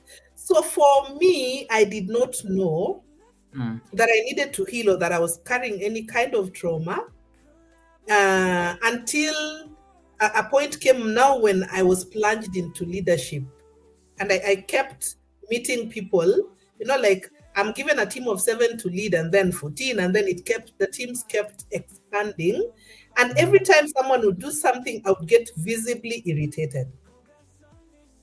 I kept forgetting that people are humans, and they can make mistakes. And so at one point, I sat myself down. I brought myself to a meeting, and decided to join a program. A Mm. program. It's called Divas Spark. and it's led by a pastor, and all it does is to unleash the that woman. It's for women, so it is unleashing the woman within, from within. The program went really really well, because we would meet, share our experience, laugh about it. That was it. But now the big thing, the big day came when now we went for a retreat in a resort somewhere, and we were given a big flip chart, big, and then you're told, now write every milestone of your life from when you can remember, as early as possible, even if you can remember the day that you were born, from when you can remember to now, to date. Write every milestone, and if you think about anything that was significant, put it in bold. Mm. So everyone was given their flip chart, and then you go to your corner and you write, 1978, this happened. 1982, this happened. Do you know, I was writing, I wrote when I was a toddler. I remembered one time when I was with my mom, and then I pushed a radio. It was a very big radio, and it fell on her, and she cried so much, and she blamed me for wanting to hurt her. And I wrote that, and I broke down, and I was like, I was only about, like, so young, maybe 4 or 5. I think, I don't know. I was young yet conscious, and I cried. So by the time I got to my high school days, I could not write on the flip chart because it was soggy. It was full of tears. Wow. And yes, I looked up, and every woman in their corner, their flip charts were full of tears. We could not write. It was a flip chart and a felt pen, and they were full of tears. And then we went for our meeting, just to regroup and tell each other what our experiences were. And every woman was broken. But that was the day I knew that I was carrying trauma, because I was crying uncontrollably. I have never cried like that in my life. I was a Mm. firstborn. I was strong for everyone else, even for my mom and dad. So that was the day I broke down, and I cried more than everyone. And I was so embarrassed. Like, why am I crying? But the more I got embarrassed, the more I felt embarrassed, was the more I cried. And every woman threw away their flip charts and came and just held me. And I had someone say, so I repent on behalf of your mom. So she stood in for my mom. And she said, as your mom, because now my mom is in heaven, I repent for doing this and this and this. Kevin, I was broken. I cried, I cried, I cried. By the end of the crying, and it took 1 hour of crying, I came out light, like as if a burden was lifted off me. But it is these women who came and just held me and spoke into me and repented on behalf of my mother and my aunts and every other woman who has ever done anything or said anything to my life. That is when I realized that all this while I was carrying mommy wounds and Mm. silent daddy wounds, because why was my dad not speaking up? Oh yeah, because he had the responsibility. Yes, I like. he had a Yeah. responsibility. Yeah. So then healing, it's a journey, but for me, it was that moment of being told, write down your life, indicate the milestones, and then it just broke loose. But after that, I healed, and I was empowered, more now to work with other people into spaces of healing. You are very strong on your faith, and that's the first thing you said even when you're introducing yourself. Has faith played any role when it comes to your healing journey and even decision making, and even like your perspective on growth? Has faith been a very key factor? And if yes, how? Absolutely, absolutely. I put God first in everything. I will pray, and I can pray. I will not do anything without asking God. I really, really believe in divine guidance. Um, like when I'm going into a new office, the first thing is I will get into the office, close the doors, and kneel down and pray. So a majority of times when I am uncertain, I will always say, Holy Spirit, take the lead. Or when I get to the parking lot, uh, I say, Spirit of God, let's do this. You lead, I will follow. So I have had that beautiful relationship with God, and it's God the Father, God the Son, and God the Holy Spirit. But the way I got born again was very unique. You know, I don't think I would have gotten born again if I knew I was getting born again. I was in high school, Form 2, and there was a challenge weekend or weekend challenge, you know, where preachers come from outside and they hold a whole weekend of prayer in a school. Hmm. Yes, so a team came to our school, and I think I was so absent-minded. As an artist, I have such an artistic mind that I switch off so fast into daydreaming. I dream a lot in the night. I dream a lot in the day. I build a lot. Like I see things and I start calculating. So you can be talking to me, and unconsciously I have moved to London and I'm already buying property. You're hanging So out with the queen. yes. So I drifted off in the meeting. And then at the time when the preacher asked, so how many got born again today? I did not realize that was the question he asked. I don't know what I thought he asked, but I carried my hand up. And everyone looked at me like, huh? You didn't get born again. I did not know what he said, but he said, okay, you come, stand in front here now. Say after me. And I repeated something. And that's how he declared me saved. And then after that, now I didn't know what to do. I there's living without salvation that I think the devil gets comfortable with, and he does not bother you. And then there's now someone saying, now I am going to walk the way of Christ, and he just was hiding at a corner and he now starts shooting missiles. And so my life became terrible after that. And I went home. It was in the night, at midnight, because I was a day scholar. Others were boarders in boarding school, that is. And so I went back home, and for the first time, I found my parents arguing over me. And what they said, oh, I hear she got born again. I hear she got born again. So let's see how this goes. I know she will not last in it. And that was the beginning of chaos. But then, because I did not have mentorship, I derailed and I backslid, and I rededicated my life again to Christ as an adult. Now, between that time and rededicating my life to Christ, then I realized that all this while I survived so much, not because of my own strength, but because of divine guidance, even when I was not conscious about it. So I made it my conscious decision. In fact, it's very intentional to always give thanks in the morning. Just say, thank you, Jesus, or good morning, Jesus. So, how are you today? How are we today? How are we going to go about this? It is my belief that it has carried me through. So, God, I'm feeling bad about what this person has done to me. You know, I hate someone doing this, and this. Can you give me peace? But can you deal with this person for my sake?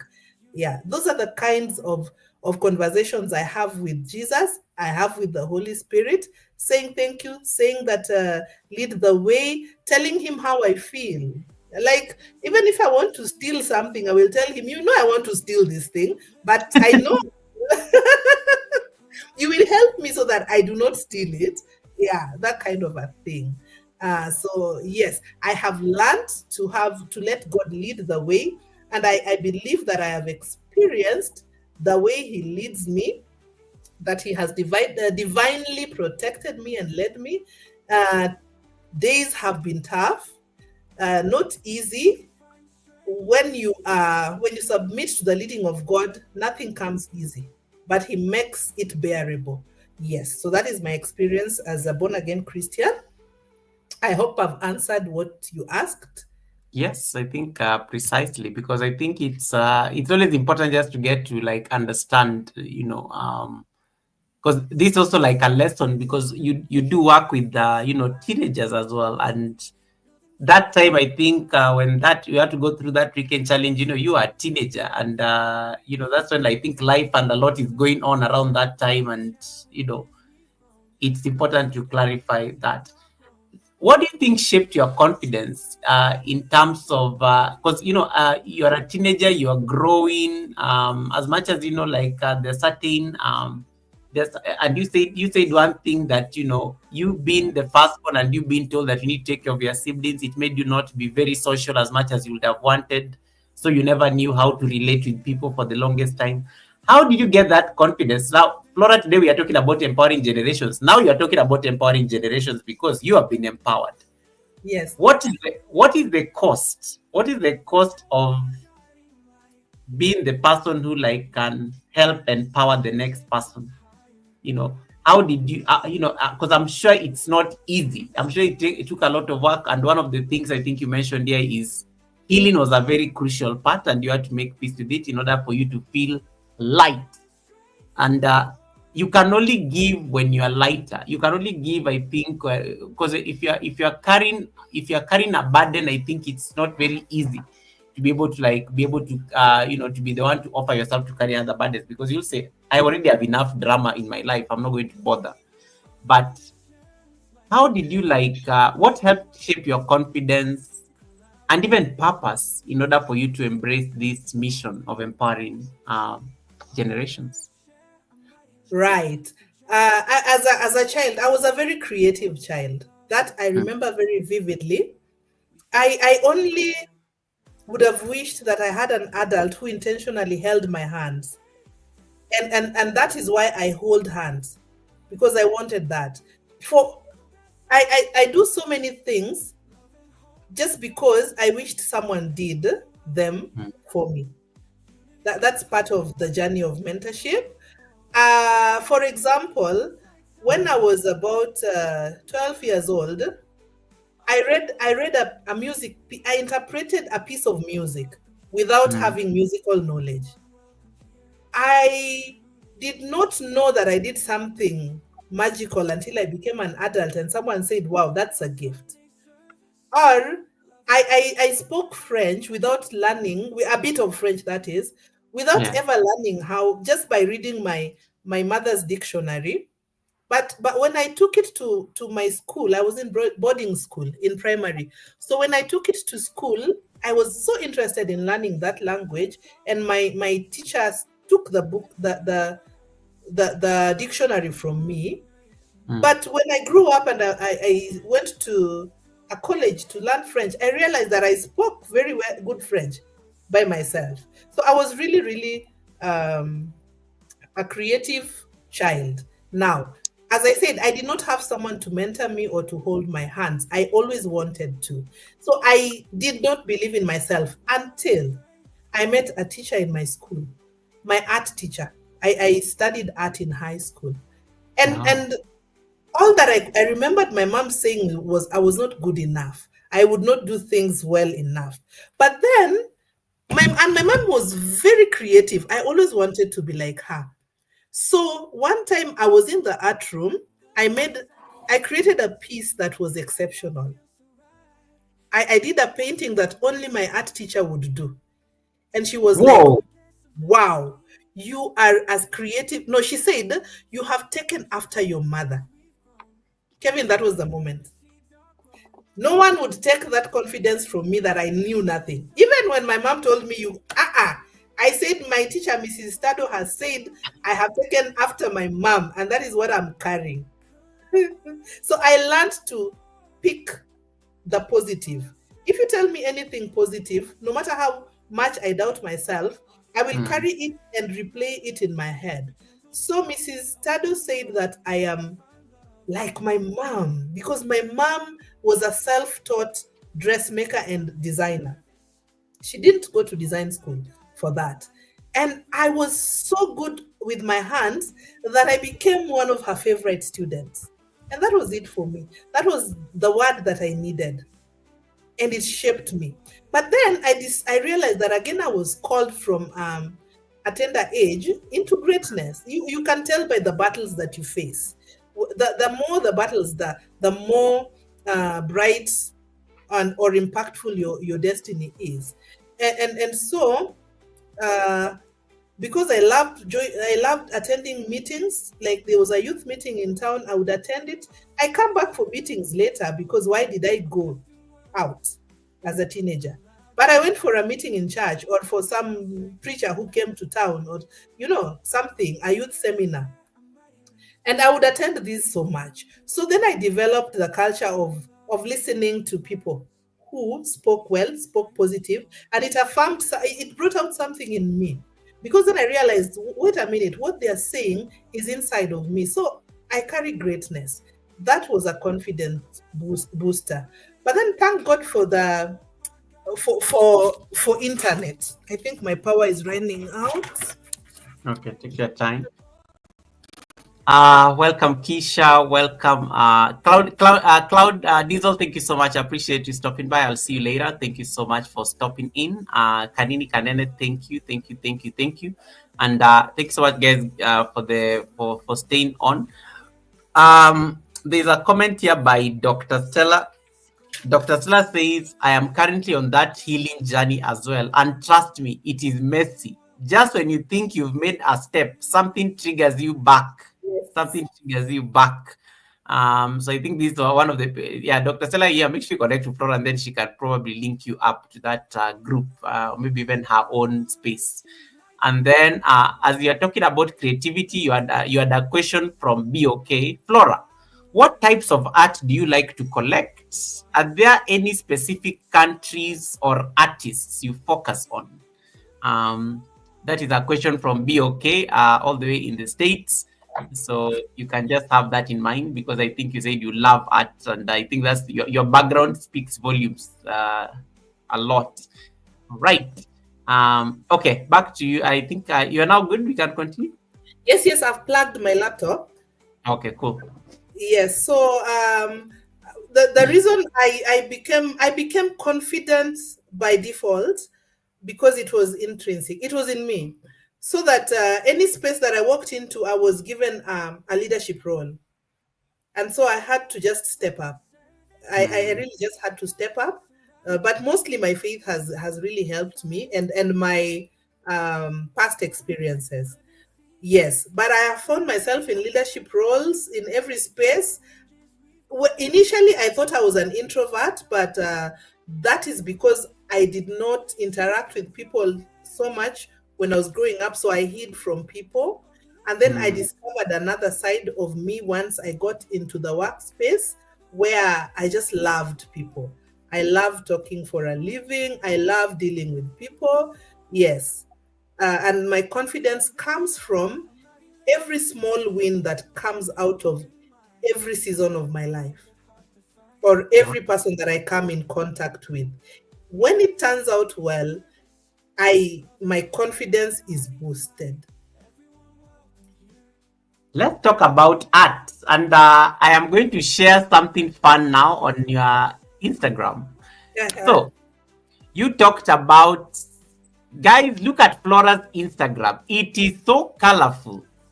Like, and this is you. I think this is now your artsy side. I think this is now the other side of you as an artist. I love checking your Instagram. There's this picture. There's a picture here where you are in a very nice red gown and you are overlooking. I think this is Dubai, right? Yes, I can that see is that. why. Flora, is this AI or this is actually you? That is Flora. That is me, my friend. I went for a photo shoot in Dubai.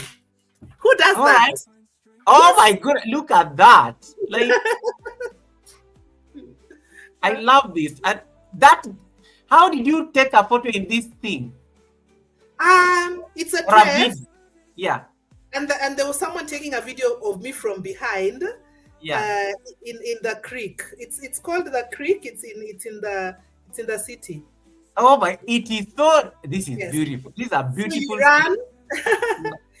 You choose the location. You can go to the desert or to a stairs or yeah wherever you want. Yeah. It's really a beautiful thing actually. Yeah. What? I Dresses in love. all colors. And then this is this I think was and then it's your photos. Ah, You said you love photo shoots. You said you love yes. photo shoots, and I love how these photos have character. Like the, this is giving African vibes and stuff. This was Mm. you when you this was you I think when you celebrated 48 the other day. Yes, yes, yes. I'm just like, what is going on here? And it's and I like how you are sticking to the African narrative, and this looks amazing, guys. Thank This is Flora's Instagram, and when you go to that Instagram page, you will understand how to be intentional about your artistry and your work. Look at this profile. It is beautiful. Like it's and then actually look at all your pictures here. None of them looks like was just taken from look at they're all intentionally taken, like they're all curated. It's like all photos here have been like done professionally. Talk to yeah. us about why do you why is photography very important for you in terms of documenting your message, and why do you get professionals to actually do it as opposed to like the novice way of taking photos, the way most of us normally do our photos. Why is this important for you? Why must it be done professionally for you? Goga, I realized that photography gives me an energy boost. Photo shoots Oh an energy boost. So this particular birthday shoot was done on a day that I experienced. I went through something really bad at the workplace, and I came from work, took the dress, and went to the studio. That's just how I do it. wow. But other than that, I am a photographer myself, and I love to photograph nature. Hmm. So when I really try and take good pictures of people, but nobody has really mastered how to take good pictures of me. So that's why I go to Oh, the studio. Yes. hey, shots fired. No one has mastered how to take good pictures of you. So that's why you get professionals to do it. Yes. And I have four amazing studios to choose from. Nice. So it depends on what I want. I haven't uploaded so many pictures because some are not for public view. But yes, I love photography. My art teacher, Yeah. my high school art teacher keeps telling me to do an exhibition. And I think it's time. It's It really is time. time. Yes. Because If this uh, looked stunning. thank you. Yeah, and everybody's just loving the African everybody's just loving the African attire. And then the red dress I think is winning as well. Anastasia and Kanini are obsessed with the red outfit. Oh, Yeah. I love the African. Oh my god, these pictures look stunning. thank These pictures look you. stunning. I think everybody's loving this. Let me ask you, how many people? How did you get dressed in this? How many people helped you put on this dress? It was a very nice, kind Turkish lady. She she was my driver actually in Dubai. Oh wow! She was my driver, and she told me that she does photo shoots as well, and she has these beautiful dresses. And I said, why not? I will we will do a sunrise shoot. She a very very kind. It was it's a group of people from Dubai. They are four Yeah, from Turkey who now yeah. live in Dubai, and this is what they do for a living. Wow! Yes. It's A, stunning. a lady, her friend, and the friend's husband is the videographer. The friend is a Oh lady who is the photographer. wow! Talk about Photogra- aspirations. So you said photography gives you an energy boost, and that's why it's important for you to always make sure that it is done, because as an artist, there's a certain expectation you have of photographs. Yes, So that is why you need a professional to get it right. 4 studios. Did you say 4 studios? yes. I have 4 studios to choose from, depending on my mood. Okay. Talk, talk to us about the energy boost that you get from photography. How does that look like? Like when you have to go take these beautiful pictures. You know, Goga, I love to smile and I Yeah. love to laugh. I do not see myself smiling or laughing so often, but people see the smiles and the laughters and they give me feedback. Yeah. So I love to see pictures of me giving that smile or that laughter to myself, not to just other people. So that's where the energy Wow. comes from. I love color. I love color, and I'm trying now to run away from orange, yellow, and red because I love those colors. I want to try new colors Mm-hmm. in my shoots, but I want to also stick to African kind of photo shoots and art. I love African prints. Keeping things in house. Yeah. I love that. But whenever I get a chance to experience another culture, like my dream for 2026 is to represent or to take photos. I mean, to do photo shoots that represent as many cultures as possible, apart from the Kenyan culture. You know, Flora, this is actually content. You can actually be a channel that just does photo shoots as content. Like literally, you just go and you can even just create a YouTube channel that just focuses on your photo shoots. Really? Yes, and then you just like choose a theme. Like for example, if you want to do the like for example the picture that people are seeing on the screen right now, the yellow, the gold and the yellow, the white, Hmm. the Arab, this Arab look. Oh my goodness, it looks. You know, it can be. I like how you play around with photos. Uh-huh. Thank I love how you. you play around with photos, and it's like you are having so much fun and stuff. It looks really stunning. Um, this probably the only photo that you took that somebody took of you randomly.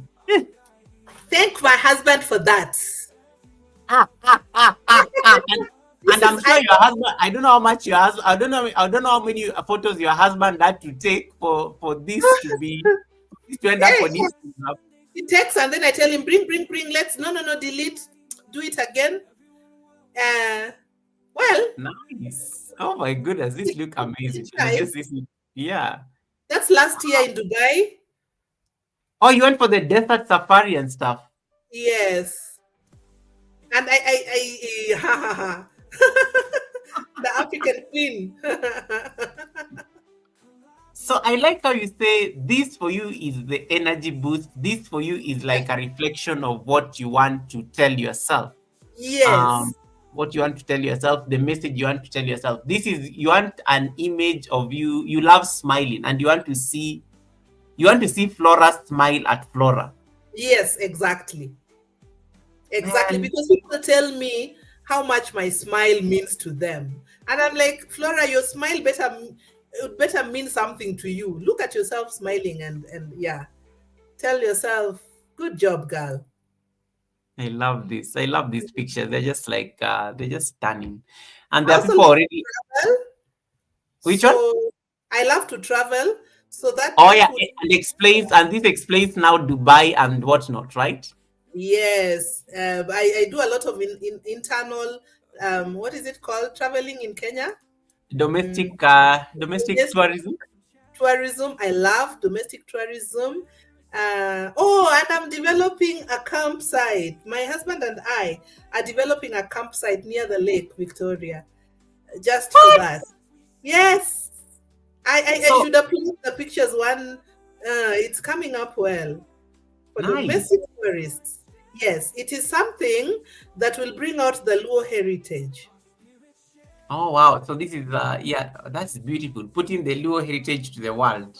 Yes, and we want to explore the Luo culture globally, from Ethiopia, Uganda, Tanzania, Sudan. It is called Lake Victoria Education and Tourist Center. Wow. And then Yes. Kisha says your Flora's internal beauty covers her externally. So Oh, regal, so thank regal. So you're just you. getting your flowers there on the chat.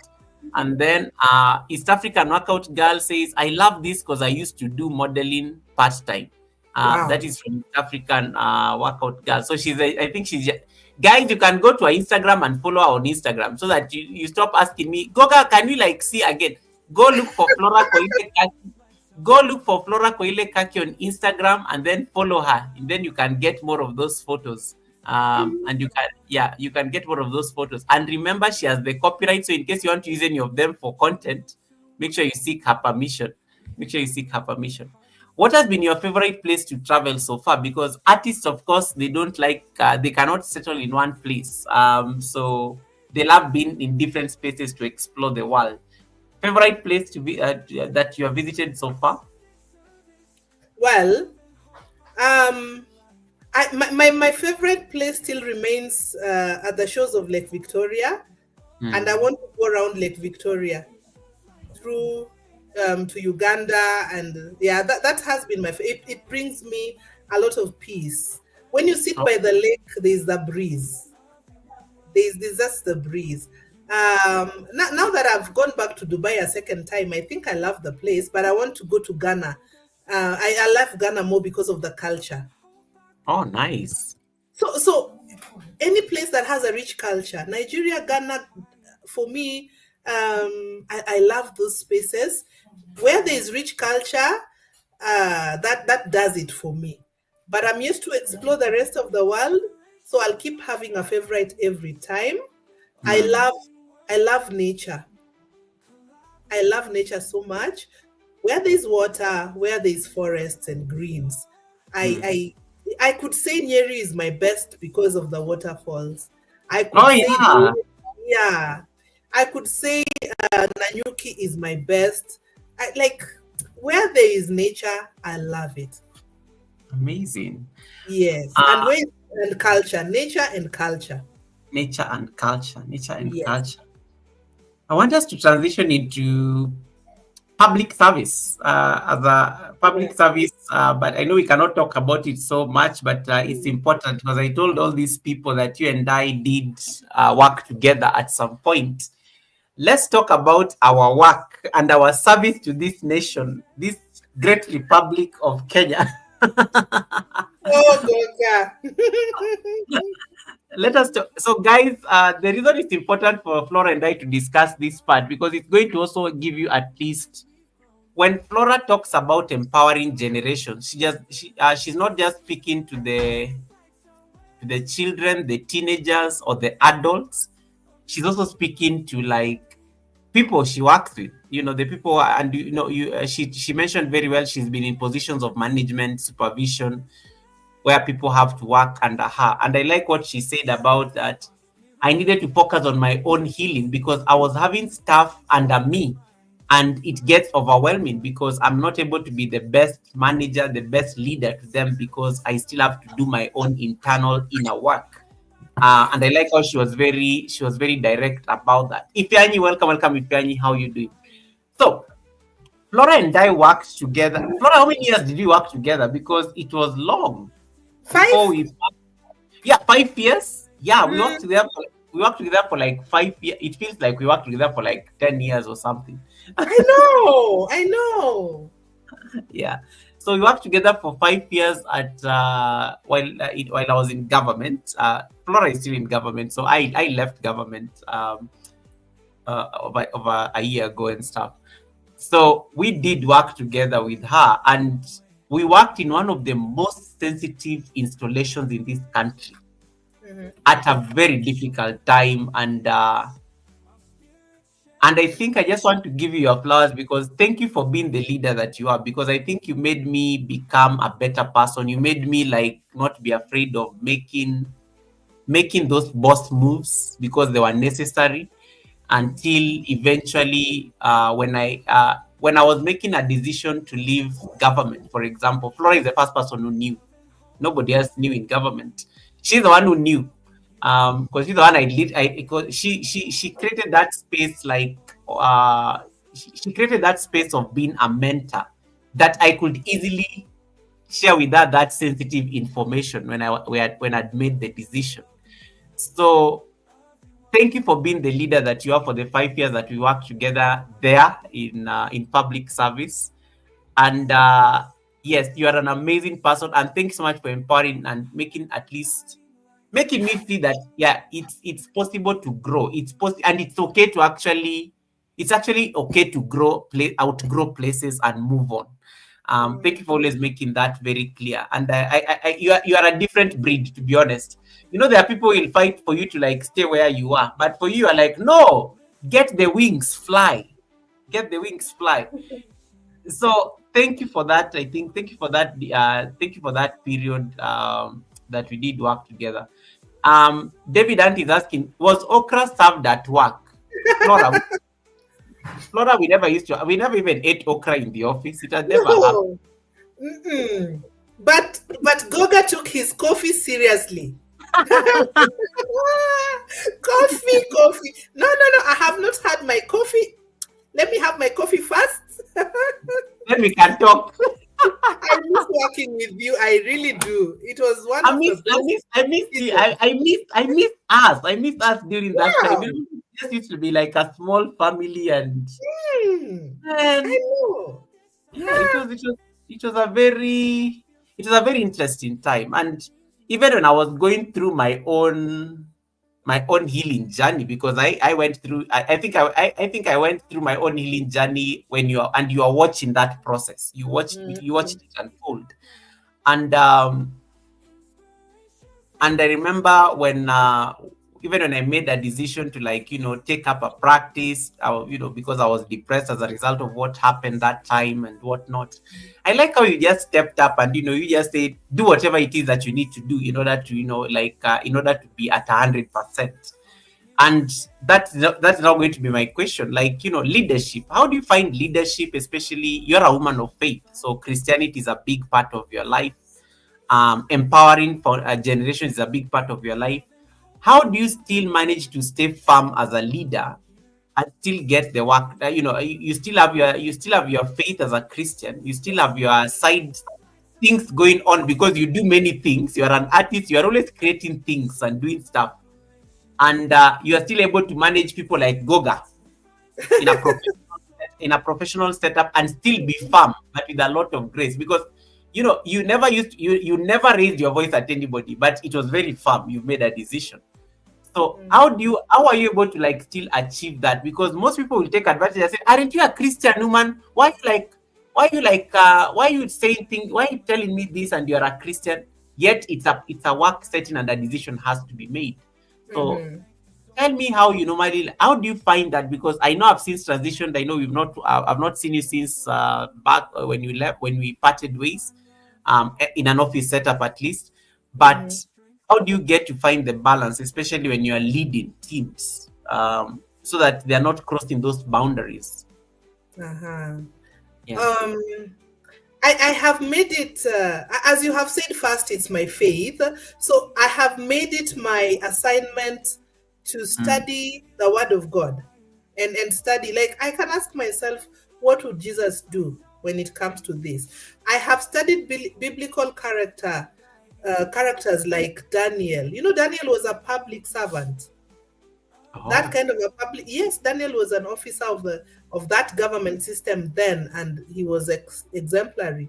I have studied Deborah, who was a woman who led during her time, a time when women did not lead, and she Mm. did it. She listened to the voice of God. So I study the word of God so keenly, and to get that balance, and I study the Bible for myself. I don't just listen. Even if you teach me something biblical, I will still go back and read. Other than that, I listen a lot to a lot of podcasts, YouTube recordings, and anything to do with leadership, because I realized that God was increasingly placing people in my hands, And I believe in the biblical, the scripture that says that we are made in God's image and likeness. So Mm. I am made in his image and likeness. I believe that. So if I am made in his image and likeness, then Goga, you are made in his image and likeness. I respect that every person carries God in themselves. Everyone carries Zoe. I mention that I am a founder of Zoe, an institute called Zoe Institute and Counseling Community. Zoe is basically the breath, the life of God, the very life of God. So I believe that because every human being carries the life of God, every human being has to be respected. And therefore, it is my mandate to shape someone's destiny, because God has sent us here for such a time, like you normally say, for such a time as this. That was Yes. your tools, actually, yeah. So we Yep. have been placed here for such a time as this. If I fail to nurture whoever God places in my on my path or my team, then what will I tell him when I meet him eventually? So I have learned to listen. I have learned from uh, those who have gone ahead of me. I learn both from their wins and their failures. From their wins, because now that shapes how I also win. From their failures, because that teaches me what not to do or what to do that is different from that. So it's a whole roller coaster of learning, and the learning is every single moment, not even every single day, every single moment. Someone will do something, say something, and I just realize, that's a learning moment. Other than that, my mom has always been my reference point towards leadership, what she did and what she did not do. And mostly it is what she did. My mom loved people. She believed in people. Mm. If my mom believed in you, whether you are a gangster or a robber, you will turn around. Whether people try to take her or snatch her heart from you, she will not leave your side until you turn around. So, my mother's students can tell of testimonies of how she pulled them from being E students or fail F students to C, B, and A students. I have had so many testimonies, and I watched her love people who were difficult. So I really don't find it hard to love those who are difficult. And sometimes it raises eyebrows, because why are you sticking to such a person? So I my mom loved with a passion. I do also love with a passion. I learned that from her. So Yeah.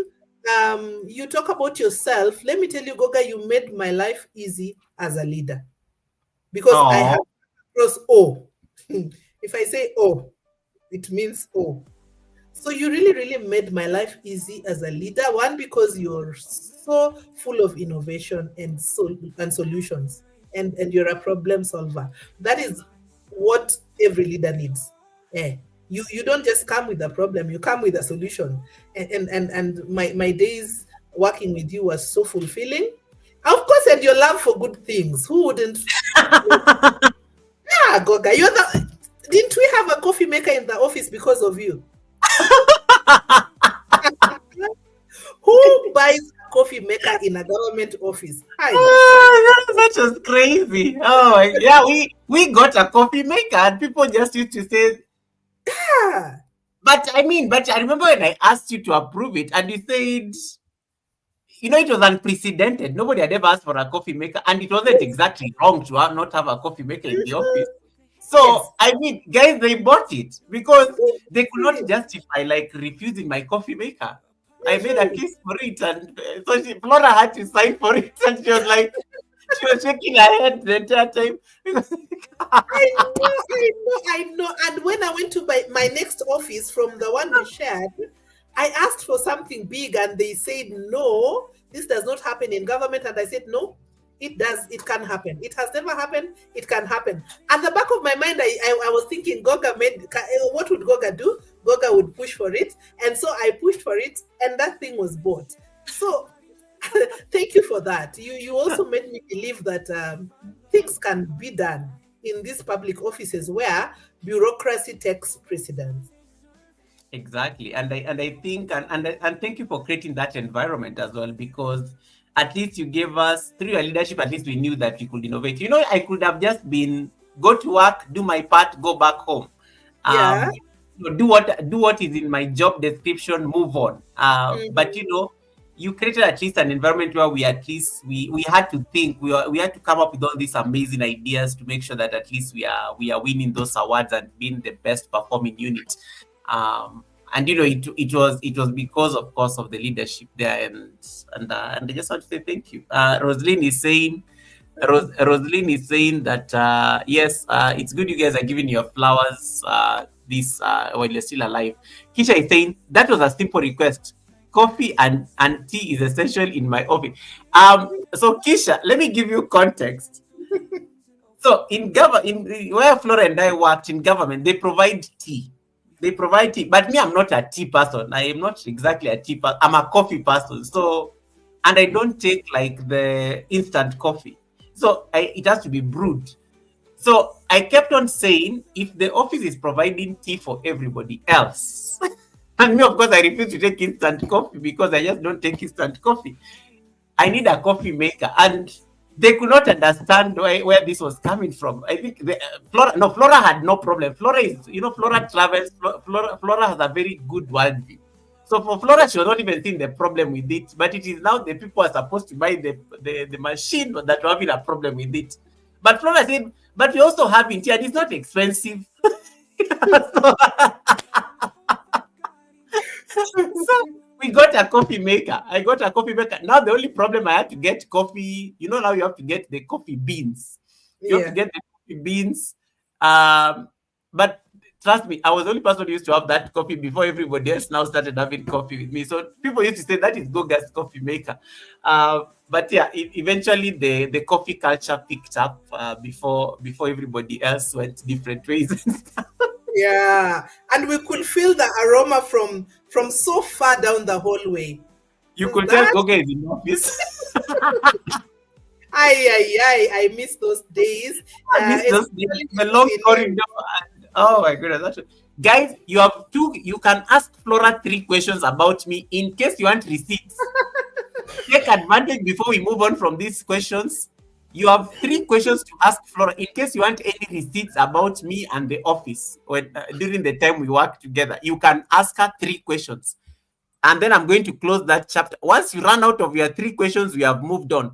And you can only ask these questions on Flora's live stream. So if you ask them on my chat, I will not see them. You go and ask on Flora's live stream. You make sure you've given her a thumbs up and you've connected to her there. Then you can ask your question there on her chat. Don't ask on my chat. I will ignore it. Ask on her chat in case you want to ask any receipts. Going once. Look at,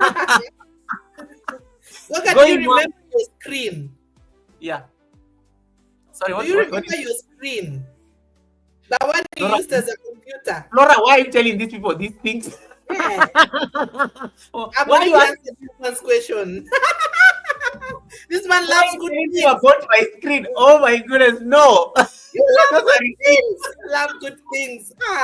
That's a beautiful way to live. Oh my goodness, that was a huge screen, man. It was a huge screen. My children kept asking, telling me, say hi to your friend, the one that has a big computer. Hey God, welcome But from you God. have a computer the size of a cinema screen. How now? That was so funny. Ah, Good Oh things, my good things. But God. you could ask for it. And I mean, Yes, and I used to tell you what's the worst that you can do is you just tell me no, and that's it. And I will that's just, it. yeah, the Yes, worst that you can do is be told no. So I think for me, that's the mindset I always adopt. That it's, always ask for things, like always ask for things that you want. The worst that somebody can tell you is no. And you mm, just move on. You don't stay there. So I got my big screen. I love that. I love that. I got my big Wow. screen. Guys, three questions in case you want to ask Flora anything about Goga, because when I used to work with her, when we were colleagues, You have the freedom to ask her. The beauty, she cannot discuss so much, but she cannot discuss so much because, again, we are bound. And even me, I have like, Flora, do you know I signed something when I left government? So I can sometimes I'm tempted to discuss some things here as content, and Then then you I remember can't. I Mm, can't discuss them. Yeah, because guys, government has those clearances and things like that. I cannot discuss those things. I don't have clearance for it. yes, I know. I So, know. so you can ask those light-hearted things, like, Flora is making fun. She talked about the coffee maker. I just remember that I'd even forgotten the drama about the coffee maker. She's talking about the kind of screen I used to use. Um, I used to have the biggest screen in the office. Like, Ah, yeah, the Flora and the Goga. rest were using everybody. I think Flora was the boss, so Flora had a computer and a laptop and a desktop on her in a small office. Mm. So for me, this is how I made a case, because anytime we go for meetings and we are the big boss now, the boss after Flora. So anytime I used to ask for things, I used to say the nature of my work. That is it. Anytime Flora had me say the nature of my work, you just start smiling. I The nature passed of out. It's like the nature of my work cannot allow me to use a small screen because I need to see everything that I'm doing. And guys, that is how I was able to convince Flora and the rest to give me, I think I had a 32-inch screen on my desk as a No, you made us learn a lot about life, actually. Yeah. You made us learn a lot about life. That it can happen. Flora. I wish I was a content creator those days, but I would have spent so much time like making YouTube videos on that screen. Yeah. Ah, even God knew. Even God knew I couldn't be a YouTuber in that season. You would have gotten into trouble with some people. Yeah. Oh my Yeah. goodness. Good times though. Good times though. I loved that season. I loved that season. I couldn't exchange it for anything. Yeah. Dr. Stella is asking you, you all still work together? You want to answer this? No, we don't work together. You don't work together. Goga No. left for greener pastures. I left and Flora motivated me, so I left. That's the kind Yes. of boss she was. She can motivate you like, Goga, it's okay. I Yeah, love you, go, but go for it. I'm releasing you. I'm releasing you. Go and do those things. When Flora was telling me that she was on a plane she was on her way to the airport, she was going to Dubai. So I don't even think whether Imagine. now looking at it, I don't know that her advice was like reasonable or it's because she was just going to Dubai and she wasn't even picking the conversation, what I was telling her. But she was on her way to Dubai. It's like, Goga, I wish you well, but do it. You take that plunge. She's on a flight to Dubai shortly. Look at there's so much greatness in you. I don't know if you realize it, but there's so much greatness in you, and then you have a different mindset that that typical government service, you are not meant to last in a typical government service. You're meant to soar, spread your wings. So when I see you going for something, I'm like, yes, go for it. Hmm. Thank you. Thank you. Yeah. Okay. Anyone who wants to ask for last chance to ask for receipts? Tandeka, nice to see you. I thought I saw Novelty Queens in there. Welcome, Novelty Queens. How you doing? How is Canada? Welcome, Novelty. Okay, David has asked a question on the chat. David has asked a question on the chat. Yes, guys, you ask the question. If you want receipts from Flora, you go and ask on her chat. I'm not going to answer them if it's on my live stream. You ask on her chat. And now a number of you have run there and you're not asking questions. David has done the first question. Uh, Flora, would you have eaten the okra if it was served at the office? I don't like okra. I don't like okra at all. Flora will kick you out of this live stream. What do you mean you don't? What do you mean you don't like okra? Do you know, Goga, my mom used to cook okra. Flora, My hey, forget about this question. Guys, can you ask other relevant questions? This is not the kind of questions I want to be asked. Can you ask other questions that are related? Ask other questions that are related to the live stream. how do we do that in the office? How do we do that? David, this question, forget about no, we not okra questions. Ask office questions, David. I did not expect that answer from Flora. I thought I knew her very well, but I did not know this side of her and okra. What do you say about okra again? Your mother okra? Say something. Leave alone my mom. My dad lived in India for a long while, and it was a favorite of his. Ah, I, Uh let's huh. just leave it at that place. Okra with beef, okra with fish, okra. Hey, mm-mm. So, but so your dad likes okra. Well, he liked everything. We were raised around Indians, so they did a Oh lot yeah, of. but I remember actually you used to tell me that, by the way. Yes. And then my dad even did, because now he lived with them in India and Pakistan, and so he just loved, woo, okra, pickles, masala, chapati. Okay. There's a way Flora's face changed when she was talking about okra. This is part of the trauma that you were discussing earlier. So you can see generational trauma is real, even in things like. So I'm not going to pursue the okra question further. David Hunt, just take your win and leave me alone. Take your win and leave me alone. Leave me alone. Uh, God will never fail us. Welcome, welcome. God will never fail us. Yeah, she has answered the okra question. Roslyn is asking, Goga, what do you miss most from this side? Huh, interesting. What do I miss most from this that side? I miss the power. I miss the silent power I used to have. Like I used to be so powerful, you know? Yes. Yeah, I used to be very powerful in government. Like I miss the power. And Flora, one of the things I learned very fast was Uh-huh. that one of the things I learned very fast. You remember what my former boss told my former big boss told me when before she retired? Yes. I finally proved that theory. Mm-hmm. When you're working in a public office and you're in government and you think you think you have the power just because of the proximity to the people who make the decisions, the day you leave that post, it goes. Yes. It goes. It was not about me. It wasn't Goga. It was the office. Office. It was the Exactly. office. I missed the powers of the office. I'm like, Yes. the moment I stepped out, I lost the powers and the privileges of the office. So, Flora, my phone stopped ringing. Yes. My phone stopped ringing. I kept on wondering, why is my phone not ringing? People have no use for you. You are no longer relevant to them. You've left.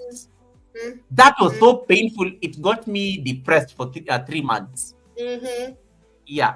For three Yeah. months, I was like, I did not know what to do. And because you're used to get your phone is always ringing, you are giving advice here. People are calling to consult you on things. It's nice. It's nice. But Yes. the day I left, oh my goodness, my phone stopped ringing. And I kept on thinking, is anything wrong with my phone?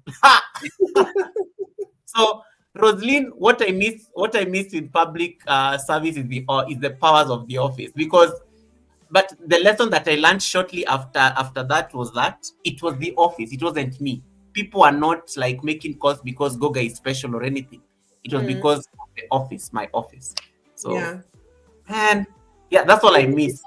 That's all I miss about the place. But everything else is fine. I'm fine now. I'm fine Uh, now. Yeah. Any other question? And guys, Flora has one more question to ask. To answer. Flora has one more question to answer. In case you want any receipts about me, you can ask Flora on her chat before we move on to the other part of the topic. Um, if you're saying, is anyone noticing the Belinda Melvin resemblance on the screen? Oh, I don't notice it. Yeah. And then Cindy C says, Goga, it sounds like you are a workaholic. No. Was I? No. Not a workaholic, but you excel at your work. So whatever you do, it's excellent. But I, Yeah. I wouldn't call you a workaholic. I saw you as balanced. You traveled, you did your yoga, you loved your coffee. So it's not workaholism, but you excelled at what you did. All right. Yes. Uh, Dr. Stella is asking, what was Goga's posts at the office? Don't tell them. That one is highly classified. I'm not this. He was a public administrator, guys. Public administrator. I gave it away. She gave it away. It was good. It's Gave on my it away. LinkedIn. It's on my Yeah. LinkedIn. You can Google it. You'll find it. It's on my LinkedIn. Dr. Stella. Just Google. You'll find it. And you'll even find the office and everything. It's very public information. Like it's very public information. Even Flora, you'll find her when you Google her online. You'll find her. We are Google. We are Googleable. What Good. we are we are Googleable. Like if you Google, you'll find us. Oh, I miss those days. I miss those days, man. Like, but let's also reflect also on that difficult period. Do you remember Mm, that time? I think tested all of us, and I think for me that's when I knew. And I remember the first time I told you, I told you this is probably my last. This is my last rodeo in this place. Like, you do, you give your all, and then you know people don't see maybe some people don't see it that way, and then we got into that drama with the politicians and stuff, and that is how I took the yoga route. That's why I decided yes. to take yoga as a way of coping at work. Why did you support me as a boss? Because anyway, but I think you are used to me getting and bringing you very weird requests, Mm. coffee makers, big screens. When I had to ask you, like, I need to go for yoga every day at lunchtime. Like, I need to go to the yoga studio every day at lunchtime. Why did you just like say, okay, you do whatever you need to do? Like, you could have said, it's lunchtime, there's no much time, da da da da. Like, you just agreed. I love anyone who is real. I love anyone who is authentic, anyone who is bold enough to put forward their requests, and for as long as it gives you um, a holistic kind of life, as long as it gives you a proper work life integration or balance, Yeah, I am good to go. Because for you to achieve, or even for me as a leader to achieve through you, then I need you to be at your best. And if whatever you're doing will bring out your best, why not? So be it. And I realized that whatever you chose to do at that moment, anything, be it taking your coffee or doing the yoga or just taking time off, you came back like a lot more resourceful. Yes, you were resourceful, but the burst of energy was always a lot more when you did, yeah. Thank yeah, what you. you did. Mm. So I Last keep question. telling others, even in my current office, I keep Yeah, telling people, please find something that excites you or that brings you fulfillment and pursue it. So some people have taken up Zumba, some people have taken up sports. yeah. Yes, just find Nice. something. I when I started traveling, there's a group that began traveling as well. So yes, I like that about you. Thank you. You also And taught me a lot about leadership, actually. Yeah. wow. Wow. I kept referring to there's a young man in my office who, there's a young man in my office who, and so everyone in my household knows you. Flora, when you left the unit, so Flora left the unit because in government, one of the things, and Flora will tell you this maybe when she's speaking, one of the things you sign in government is that you can work anywhere in the republic. That's like that is what is in your contract. Like when we signed that dotted line in 2008, Mm. we agreed that you are going to work you can be posted anywhere in the Republic of Kenya. Yes. So when Flora got her letter, she was leaving. She was leaving the unit to go to a different station. I was a bit devastated because I'm like, oh my god, now who is going to like approve my weird requests and stuff like that? And it was a bit selfish of me because I was looking at like my interests. But when she left, I think there was a huge gap. There was a huge gap. It was very clear. Flora, are you there? You're frozen. Oh yeah. Okay. I'm No, here. no, you're now okay. You froze there for a bit, but it's okay. Okay. Mm. Yeah, so you left a very huge gap, and I remember, but something happened as soon as you left. You know Uh-huh. your your position was not filled for like a while because Mm-hmm. your replacement declined. Uh-huh. Your replacement declined, but guess what happened? I was appointed to act in your role. Wow. Yeah, I was appointed to act in your role. I think I held the job for like 3 weeks. I was the boss for like Oh. 3 weeks. It was so fun. I was like making all the. Of course, I didn't do anything crazy, but of course, and then I think yeah. Then of course the new person came, and I think life continued, and I also moved on shortly from the unit. But yes, Uh-huh. it shows at least there was no gap. At least even it was there was a very smooth like a smooth flow of a smooth workflow even after you left. And Uh-huh.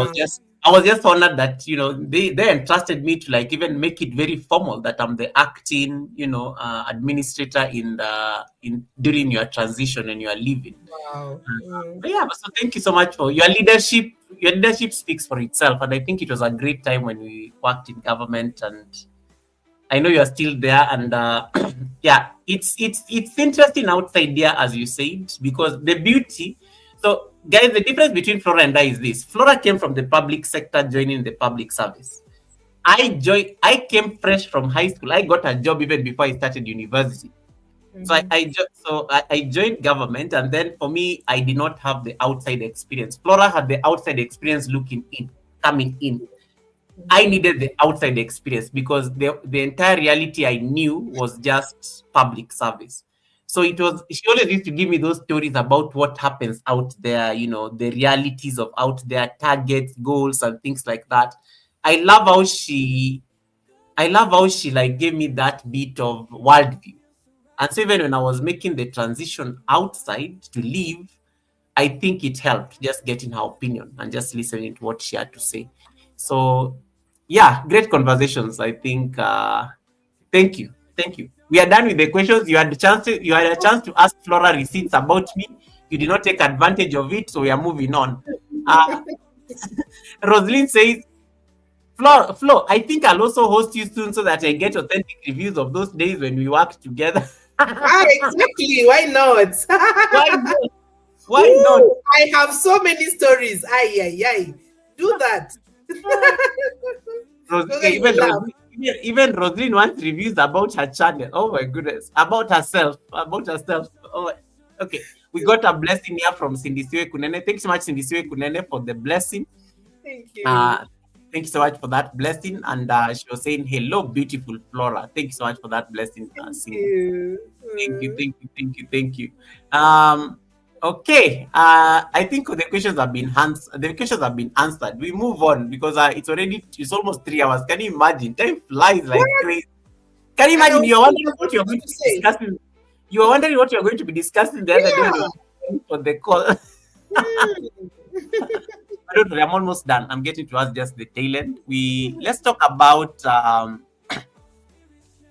you fostered also creativity, and so creativity is a very central, and you were talking about this when you were talking about your photos. Let me go back there because your Instagram is giving.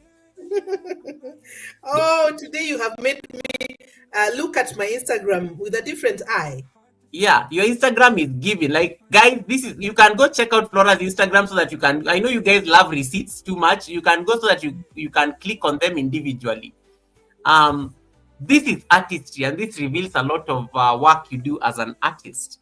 Hmm. Um, how do you, in your personal opinion, especially even from your latest trip when you were in Dubai doing this photo shoot with the nice red flowy gown and whatnot, travel and art are very crucial for your way as a way of you expressing yourself. How do they expand your understanding of humanity? Who are the people you deal with when it comes to empowering generations? And even just how do they like improve your interactions with the people that you're trying to empower through your work? I'm not sure I got the question right. Yeah. No, My I'm son saying, to me. oh, sorry, I can repeat. Yes. Yeah, travel and travel and art is a way you like really express yourself, and we can see it through even just your Instagram and whatnot. And I was just looking at the Dubai photo shoot that you did, and Uh-huh. now for me, when I look at that Dubai photo shoot, I just see freedom, expression, and stuff. Yes. How does this help you understand humanity better, especially the people that you are trying to empower through your Mm. work as a coach? How does art how does art open how does art unlock that lens of you helping humanity through your amazing work? Well, art is a freeing space. It is a freeing space. It brings out the authentic me. For example, I looked for my photographer online. I think I got her from Instagram as well. And when we connected and we were doing the photo shoot, um, I can say I'm not so sure how people see it, but I have a free spirit, welcoming as well. And so this little girl from Turkey drives me to the photo shoot, and she helps dress me up, and we do the photo shoot. And as we go back to my hotel, she tells me, "Ma'am, please give me permission to cry." And I'm like, What? yes. She says, "Please give me permission to cry." And I said, "Why not? You cry it out." So why are we crying again? Exactly. Yes, and she says, "I want to see you again. And because I come from this place and I have come to make a living and it's hard, I want to cry." And I said, "Cry." And then she tells me about how she's left home and now she has to do this work, and I encourage her because her work is absolutely beautiful. And I realize from then this empowering thing comes really, really naturally to me. I if you don't point it out, I wouldn't know that I'm doing it.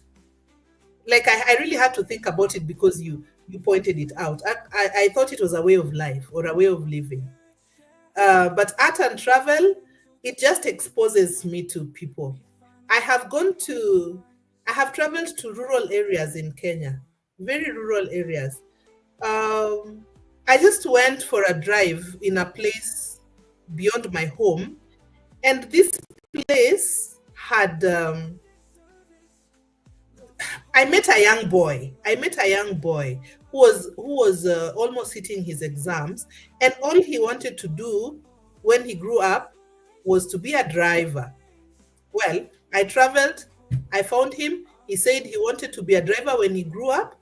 I asked him, "Why do you want to drive?" And he said his uncle is a bus driver. You know, bus matatus, the commercial modes of transport, and he sees that that is the only person who has money in the village. And so I tell him, uh, "Do you know you can be a teacher, a doctor, a farmer, anything you want to be in life and still own a car?"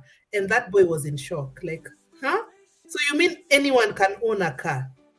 Yes, if you go to school, pursue your dreams, your dream career, you can actually be anything you want to be and drive your car.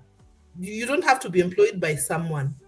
And then I took him up as my mentee, and I am paying his school fees so that he is able to to get a career of his dreams and own that car, and believe that yes, you don't have to be a matatu driver to be a driver. So that is my first male mentee.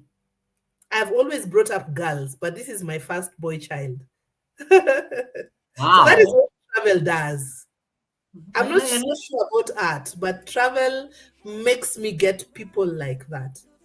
I love that. That's Yes. powerful. And it is a village that they don't see cars quite often, yet we are in the same country. And when they see cars, it is a male driver, maybe a head teacher, Oh, maybe wow. yes. So and this time I have a small car. So in Nairobi, that car is so small. Like when I'm in traffic, it's negligible. But now when I went to the village and everyone was standing still and saying, "A woman is driving," in Swahili, of Wow. course. Can you Yes, imagine? yes, and I said, I need to come back here. I need to find a way to find a group of people that I can mentor and tell them that yes, women can drive. You see, yeah. So that is what how travel draws me closer to my destiny, my purpose. Every single time I do it. Nice. Um, Faith lessons. Let's talk about faith lessons because faith lessons are very important for you. We are living in a very change. We are living in a season where a lot is happening. A lot of things are changing. A lot is going on. Families are no longer very close. Families are, there are people just choosing not to like also interact with their families much. There are people keep to themselves a lot, but for you, you found your confidence, you found your voice despite the odds of your experiences growing up. Hmm. What are some of the faith lessons that anchor you through these changing seasons? I like how you gave the example of Daniel as a leader, and you also like cited the book of Esther, which is one of my favorites, for such a time as this. Mm-hmm. And I always like that has actually been my mantra this year. Like, do whatever you need to do for such a time as this. And I remember when I used to quote that verse, and you always used to say, "And do unto you if you don't do it, because help is going to arise from somewhere else." So, Goga, Yes. if you don't Mm-hmm. do it, somebody else is going to take it up and run with it. Mm-hmm. And for me, that was a very guiding like scripture. But are there any spiritual or faith lessons that you've learned to Mm-hmm. navigate the changing seasons, especially when you are speaking about empowering generations? Yes, that particular portion of scripture in Esther has also made me realize that the purposes of God for humanity have Mm, to have to take place, so that if you are chosen and you refuse or you delay, he might as well just set you aside and choose another person, because it has to happen. Someone else's destiny will not be put on hold just because you have refused to obey the voice of God. And he speaks to you through other people, through nudgings, in mm. so many ways. You just feel like, I need to do this, you refuse to do it, he gives you the grace, but when you delay or refuse, he chooses someone. I keep saying, God, do not choose someone over me when it comes to the assignment that you have given me. I want to be the one to do it. I don't want to come to heaven and you tell me this was your assignment, but look at who did it. You see. So yeah, that portion of scripture is my all-time favorite. There's one. Let me look for it. There's a where God gave humanity charge, and He told us to go and prosper. Is it in Genesis 1:28? Uh, that's always part of the scriptures I love quoting. Mm. Genesis 1:28. Basically, God creating humans and telling them, right, I found it.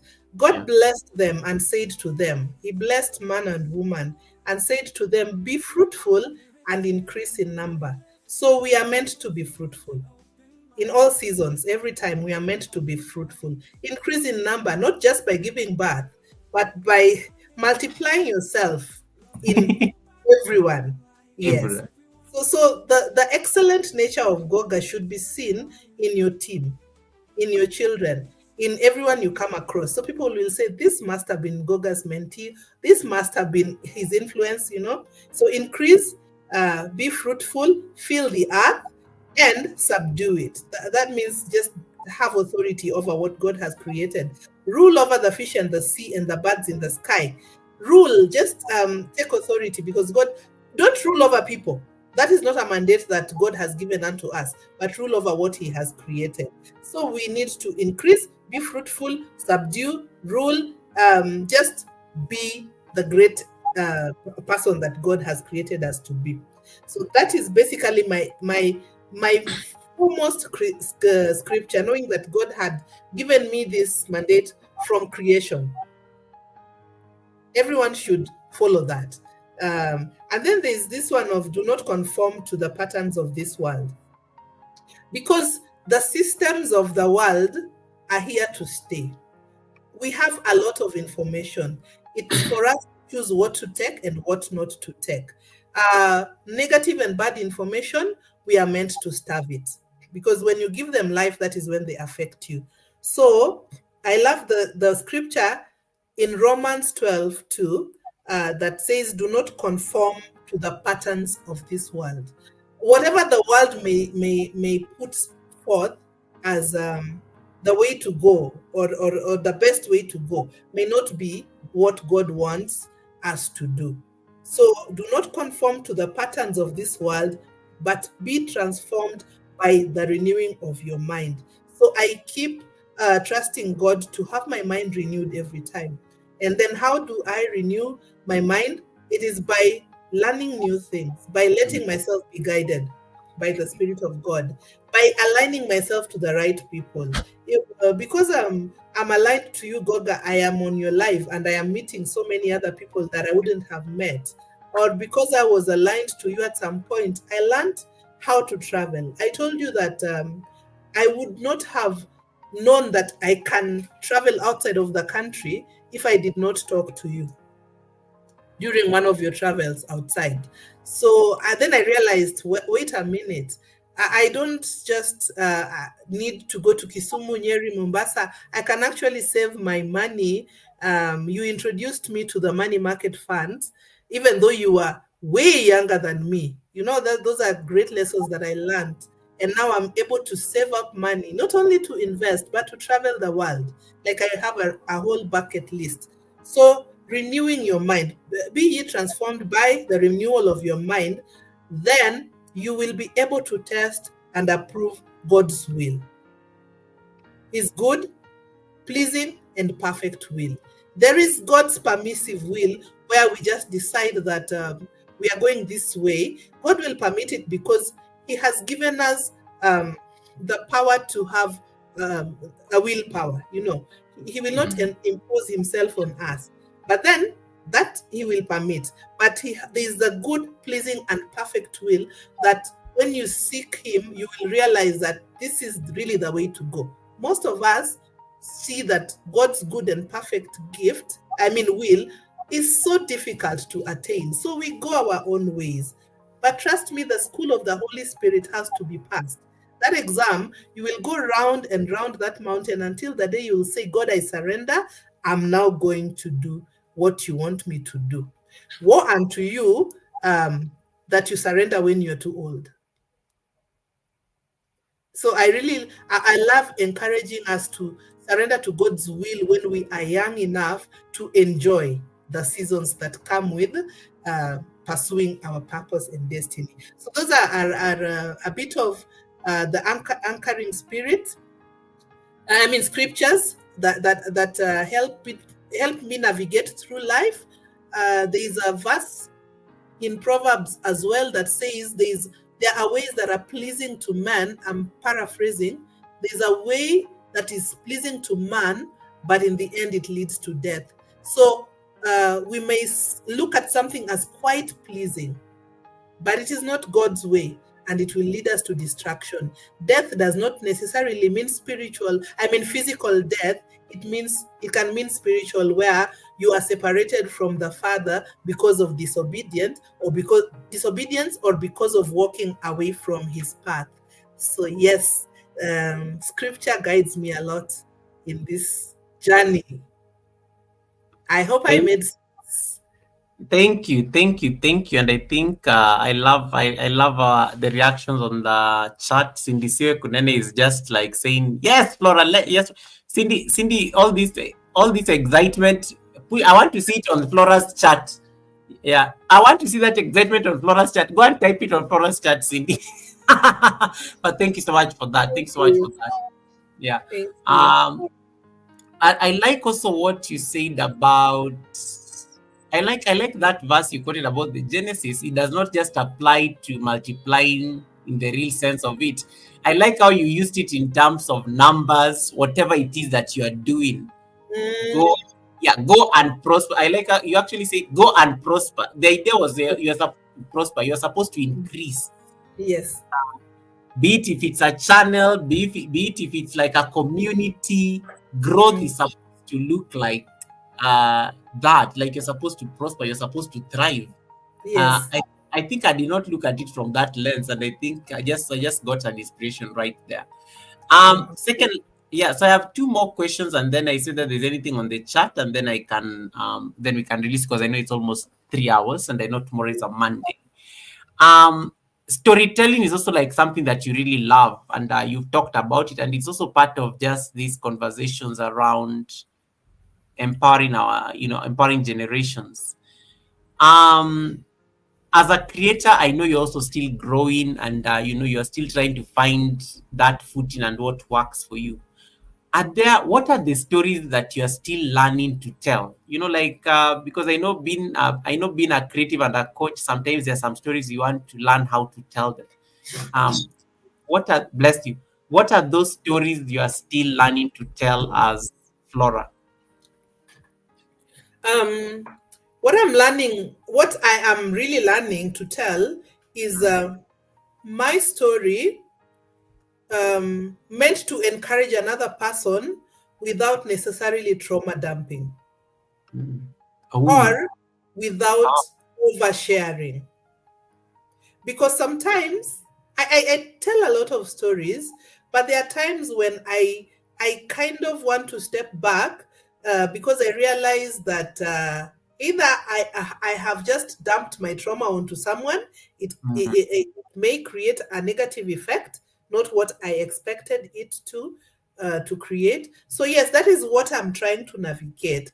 And I have actually enrolled in a public speaking class just to understand how to go about my storytelling because then I talk for a living, as I said.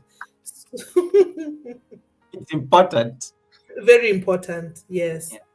yes. So that is how I would answer that. Oof, that's really powerful. Like, and it's also, and I like how you are looking at it from the lens of how your message is going to be received by the other person, not just you as Flora, but I am Mm, learning that my story is not supposed to be that is so powerful. Like, I think if guys, you thank you. forget yes, Flora has said, I think that is one thing that you need to like go home with. It's very profound, it's very deep, it's very, most people don't think like that. Most people think of it from the other angle of me, me, me, me, me, me, me. But for you now, you're looking at it in terms of, if I'm in this space of empowering generations, I have to make sure that I'm not. I like that. The story is Mm, not. The person who is receiving this story is not like impacting on them negatively. I love yes. that. Yeah. Yes. Um. Mm. All right. And then the final bit is really on. Let me see. I took some notes here. These are just now reflections generally, and I think I'm going to give you a bit of leeway here. Now you can wing it as much as you can. Um, the final message, in case there are some children, teenagers particularly, because I know kids are not supposed to be here anyway. Let's talk about teenagers because we do have teenagers who are watching the Sunday service, and we have adults who are their parents or relatives or even just adults, young adults who are watching us right now. What is that one message in terms of just closing reflections, and especially around this conversation around empowering generations, you would actually want to share with them as they navigate their journeys, whatever it is, be it their growth, be it their artistry, be it their travel or exploration? What is that general thing that you want to tell these groups of people? The teenager and their parents, or the teenagers as only? Teenagers, it can be teenagers and the adults. I don't know how you structure it, but you. Adults. Yeah. Um, I love to what is it called? We are healing adults. We want to heal adults, and when it comes to children and teenagers, then groom them into healed adults, men and women. So let us not live our lives through our children. If I wanted to be a doctor, for example, and my child just wants to be a dancer or a thespian, I need to allow my child to explore Mm, dance. What I would do, because I believe in education, is I would find the best dancing school and take them there and just nurture their skill. So we need to allow the young ones to discover their path, because honestly, God placed each and every one of us here with a distinct destiny and life journey. So that is number one. Let us, as adults, let us not live our lives or our broken dreams through our children. The teenagers' life ahead is good, but open up to a trusted adult so that you do not do life alone. mm, No one was meant to do life alone. When God created Adam and he did not find a someone suitable after naming all the animals, he did not find someone like him. God said in his own wisdom that it is not good for man to be alone, and therefore he created a helper suitable for him. Now, he created a woman for Adam. That is fine. But again, that scripture also insinuates that it is not good for a man to do life alone. So we have to have a community. Now, we cannot, I encourage teenagers to look for reliable and responsible adults who can help forge their futures. Open up to your parents, but in case your parents are not the ones that you can trust, and I really plead with parents to be open enough for their children to trust in them and to be able to share any of their life's journeys with them. But if it's not so, teenagers, children do not do life alone. Find this reliable adult friends who are of positive influence, even as you also become a positive influence, because we cannot expect others to influence us positively. We cannot expect to receive without giving. See, the Bible says, give and it will come back to you in full measure. So give and receive. Our teenagers sometimes, because I am a mother of a young adults, teenagers, and a pre-teenager, sometimes they just want to be alone in their spaces. Most of the time, they are doing nothing wrong. It is that season when they just want to be alone, to think, to just navigate through life. So we can, in a constructive way, allow them to develop themselves and just to be alone at times. It's good for someone to learn to be alone in life at some point. Yeah, so teenagers are not always bad. They are not always doing something bad behind the closed doors of their rooms, but if we keep suspecting them, then we might plant a wrong seed. So for parents, don't live your life through your teenagers. Allow them to become, allow them to bloom, to blossom, and to grow. Allow them to develop their career path, their interests. I just allow them to, and then guide them accordingly. Be present to guide them. And for the children, just ask questions. Don't do life alone. Trust in your parents. And I hope and I pray that the parents are trustworthy as well. Because someone said parents are iPads. We be intentional about parenting, because the world out here is mean, actually. Is mean. We have people preying on our children to teach them things that they are not supposed to know. But because we are out there working and looking for greener pastures, we leave our children to the mercies of these gadgets and to other people. Yes, so parents, be intentional about parenting, be present, be ready for questions. And if you do not know how to answer the question, just be honest and say, I don't know the answer right now, but let me look into it and let's come back and discuss it again. And please come back and discuss it again. Do not avoid questions because they will learn it anyway from other people and they may learn the wrong thing. Right. I hope it I makes like. sense. I think well stated. Well stated. Flora, this has been an amazing conversation. I know. I know. I wish I could have you longer, but I'm also mindful of the time because it's almost 3 hours, and that's like a long time to just be having a conversation. Time flies. Have you noticed? I don't believe I have spoken for over 2 hours in almost 3 hours. Yeah, Oh my 6 minutes. goodness. 6 minutes to 3 hours. That's how time. Imagine. But that also shows how interesting and how flowy the conversation was. And thank you so much for really creating the time and just coming to give us at least insights about the amazing work and what is pushing you towards empowerment. I want to agree with somebody on the chat who actually said something very profound, that I cannot stop expressing how much of a natural humanitarian Flora is. That's what I can confirm for you for free. Wow. I can confirm for you for free. She's definitely very, it's so nice. She doesn't even think about it, by the way. She doesn't even think about it.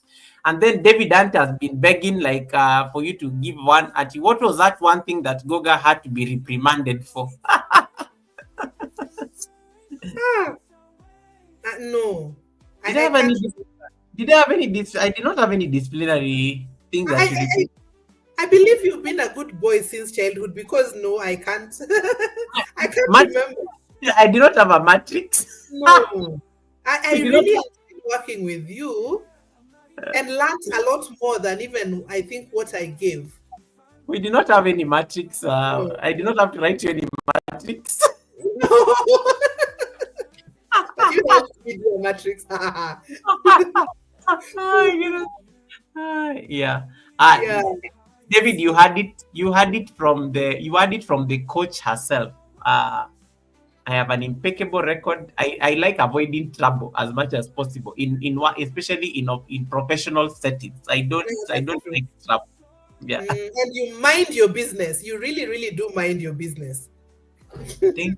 I'm learning. Oh, that's one of the lessons I can add for somebody who was asking. Mm, Out out here you really have to mind your business. And it annoys people in a way. yeah. It annoys people when you are minding your business, and it's but it's nice. It's a superpower actually when you just mind your business, and I think it's helping me a lot. um so yeah, lessons learned, but that's a conversation for another day. Cindy, Cindy, stop. Flora has already answered. Stop. Flora has already. You cannot be looking for receipts by post. She has already answered, and she said I was a good boy. Leave me alone. Leave me alone. Sandy, welcome, Sandy Shimas. Thank you so much for coming in. Welcome, Sandy. Blessings, blessings, blessings, blessings, blessings. And then Dr. Stella was saying, hapo kwa opening up to your parents, wewe kuna changamoto kidogo. I think she's reflecting on something there. She's reflecting on something there, like we. But the current parents are easier. The Yeah, current parents are easier. Our parent, at least my parents, those days were very militant. yeah. I learned from them, and so I'm easier to deal with when it comes to parenting. And I believe that the parents my age and below Mm. should be easy with their children because we have learned from the best and the worst. Right. Mm. Let me see if I missed anything on the chat. Oh yeah, these questions that before I forget it. Yeah. So the types of art you enjoy interacting with. Um, I like the art. I like the artwork on your wall. I think when you are coming into the Sunday service, and I think we could see your wall earlier, and you were like, "Oh, those look nice." So she was asking, are there any specific countries or any artists that you normally focus on when you are doing your collections? I love culture. I love Ah, culture. So whenever I go somewhere, anything that represents the culture of that place, I pick it. I love culture, be it vases or pots or jewelry. Culture Mm. is the base. The kind of art that I do quite easily, and it is very hard, is mosaic. Oh, wow. Yes, it's Mm. mosaic. It takes a lot of patience to develop a piece of mosaic art. So that How is do the kind of, how do yes. you how do you even get time to do all those things, and you still have to deal with office things? You have to like be a leader. Like, how do you find the time to actually do all these things? Well, the beauty about working in government is we have weekends and holidays, Oh, and yeah. and working hours, 8 to 5. So the rest of the days you can pitch. You have an extra 16 hours which Yes. you can use for your own purposes. Okay. And because art comes so easy and naturally, it's not a big deal for me. I can do 10 minutes, 20 minutes, and just keep it. Mm. So, yeah. And I love taking photos. I love photography. Yes. And books as well. Like books that explain. I love culture Mm. and cultural artifacts. And that is why in my bucket list is the Nigeria and Ghana. Ghana. Because Oh, speaking yes. of Ghana, we have in actually a Ghanaian. There's a Ghanaian channel that is coming here next week, and Aha. yeah, and they are going to discuss with us. It's our mentorship series for the. You see, I'm also empowering generations, Flora. It's You a are. yeah, it's a mentorship series for content creators. And they're going to give us secrets on how they got their silver button. So a silver button is when you get 100,000 subscribers. YouTube normally sends you a silver plaque to Mm-hmm. acknowledge that. So this Ghanaian channel, they just received their silver plaque last year.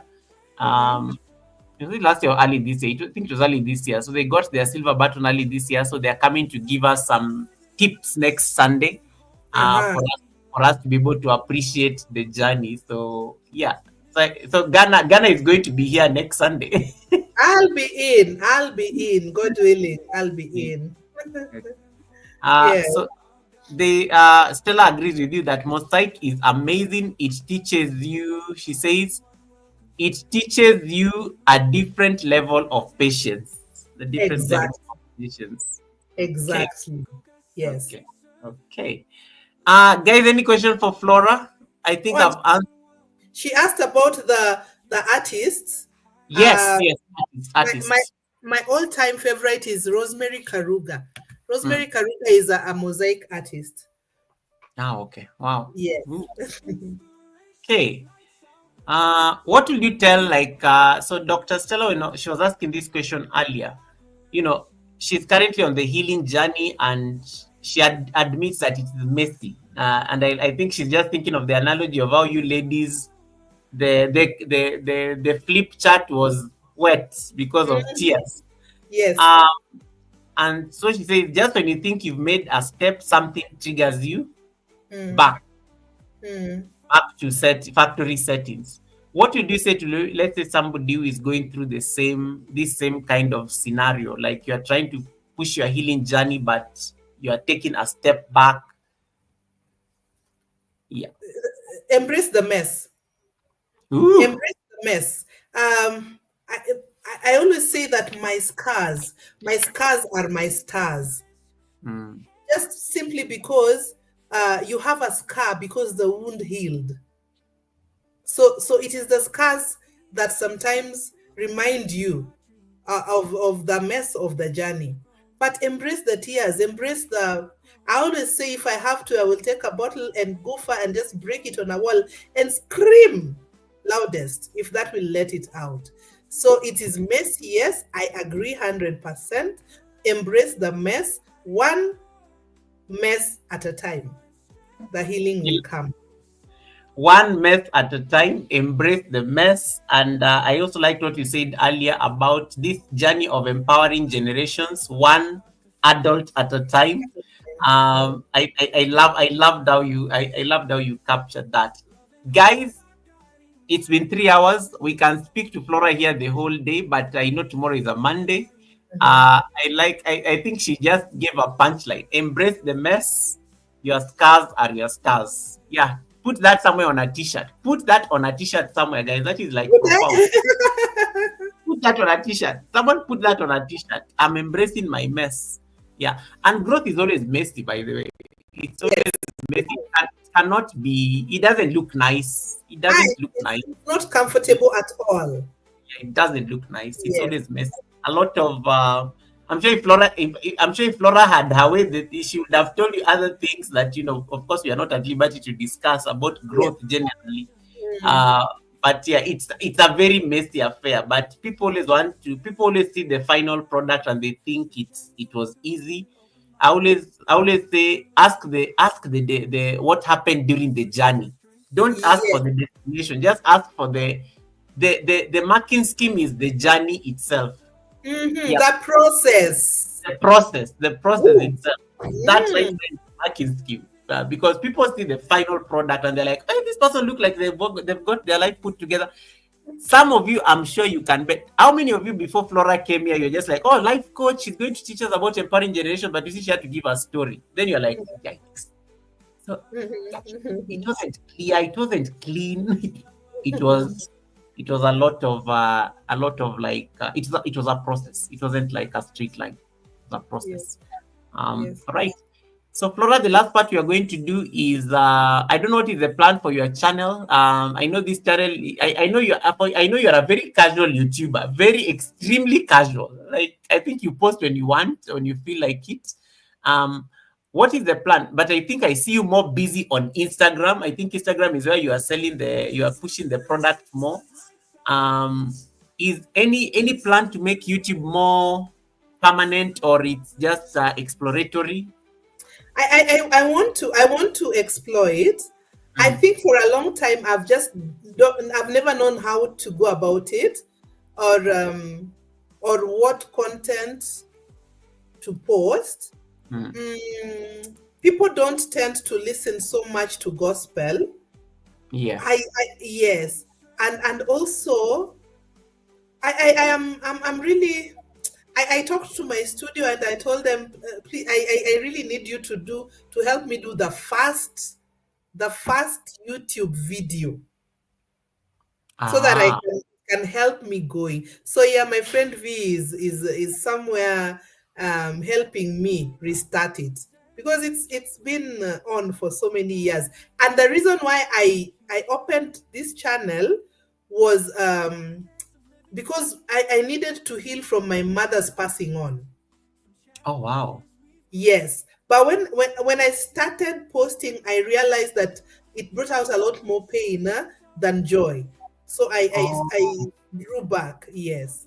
oh, makes Yes. sense. But I really, really, I am intending to pursue this.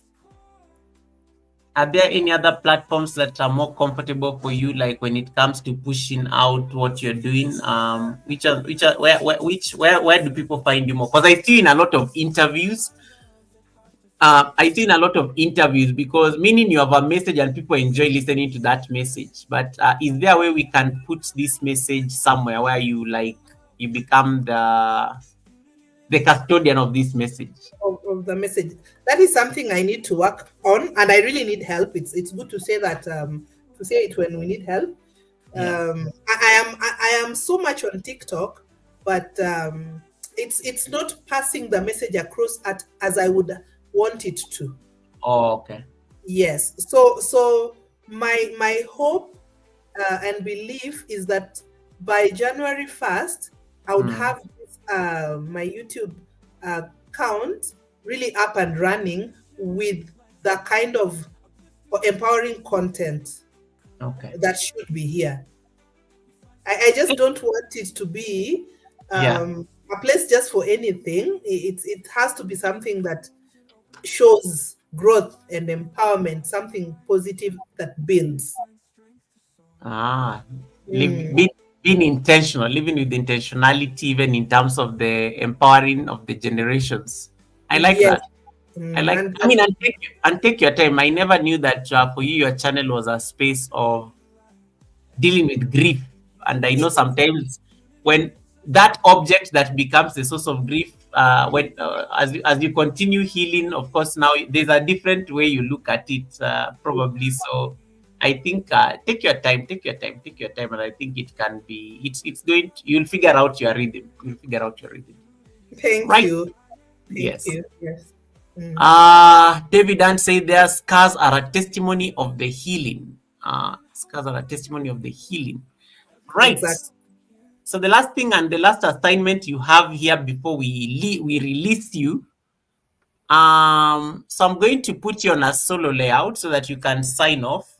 Signing off means you can, in case there is something you wanted to say, maybe you took notes somewhere and I forgot to ask anything related to that.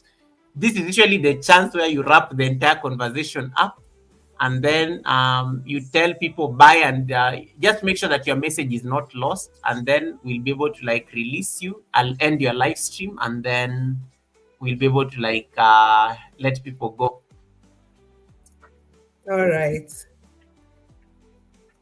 Oh, So and guys, before Flora goes for that, so Flora is going to do that, and then I'll end her live stream, and then you guys will, so that you guys can jump over back here. We discussed Vlogmas because Vlogmas is starting in the next like 2 hours. So you guys need to jump on my panel so that we can have some receipts about Vlogmas, so that we make sure everybody is ready for tomorrow. Those of you who are participating in Vlogmas, those of you who are not participating, I have an announcement to make. So you need to jump back here so that I can make the announcement. And then we are going to raid you somewhere. I'm going to look for whoever is live when Flora is speaking, and then I will raid you somewhere. All right. So Flora, over to you. thank you so much, Goga. I really appreciate.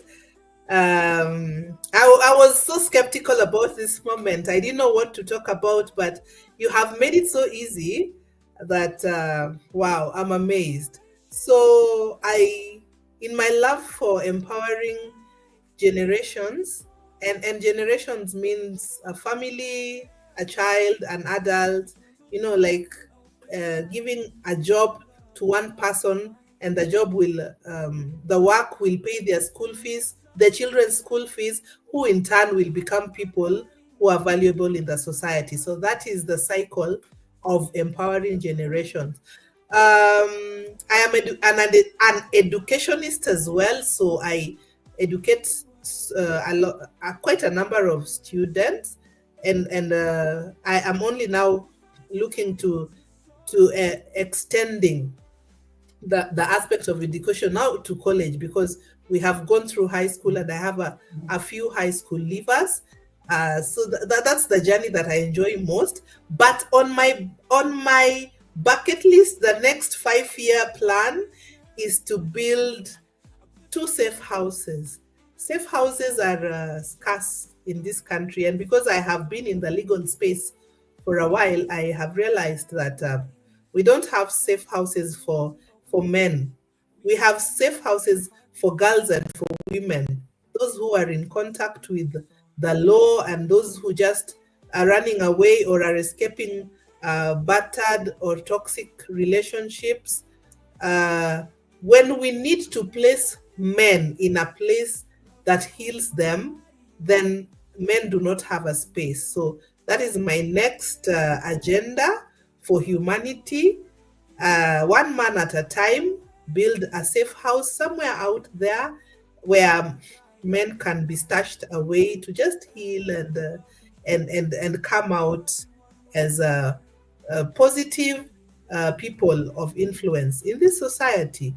So yes, thank you so much for hosting me. I look forward to uh, another time or other times. Thank you everyone for watching, for tuning in, for commenting, and for encouraging me. May the Lord bless you and keep you and just shine his face upon you. And may God do you good. Every single person and every family that is represented in here, may God do you good and just heal our hearts and enable us to pursue our life purposes peacefully, so that we just grow uh, positively and impact other people when we are healed. Healing Generations healing people one adult at a time. Thank you. Bye.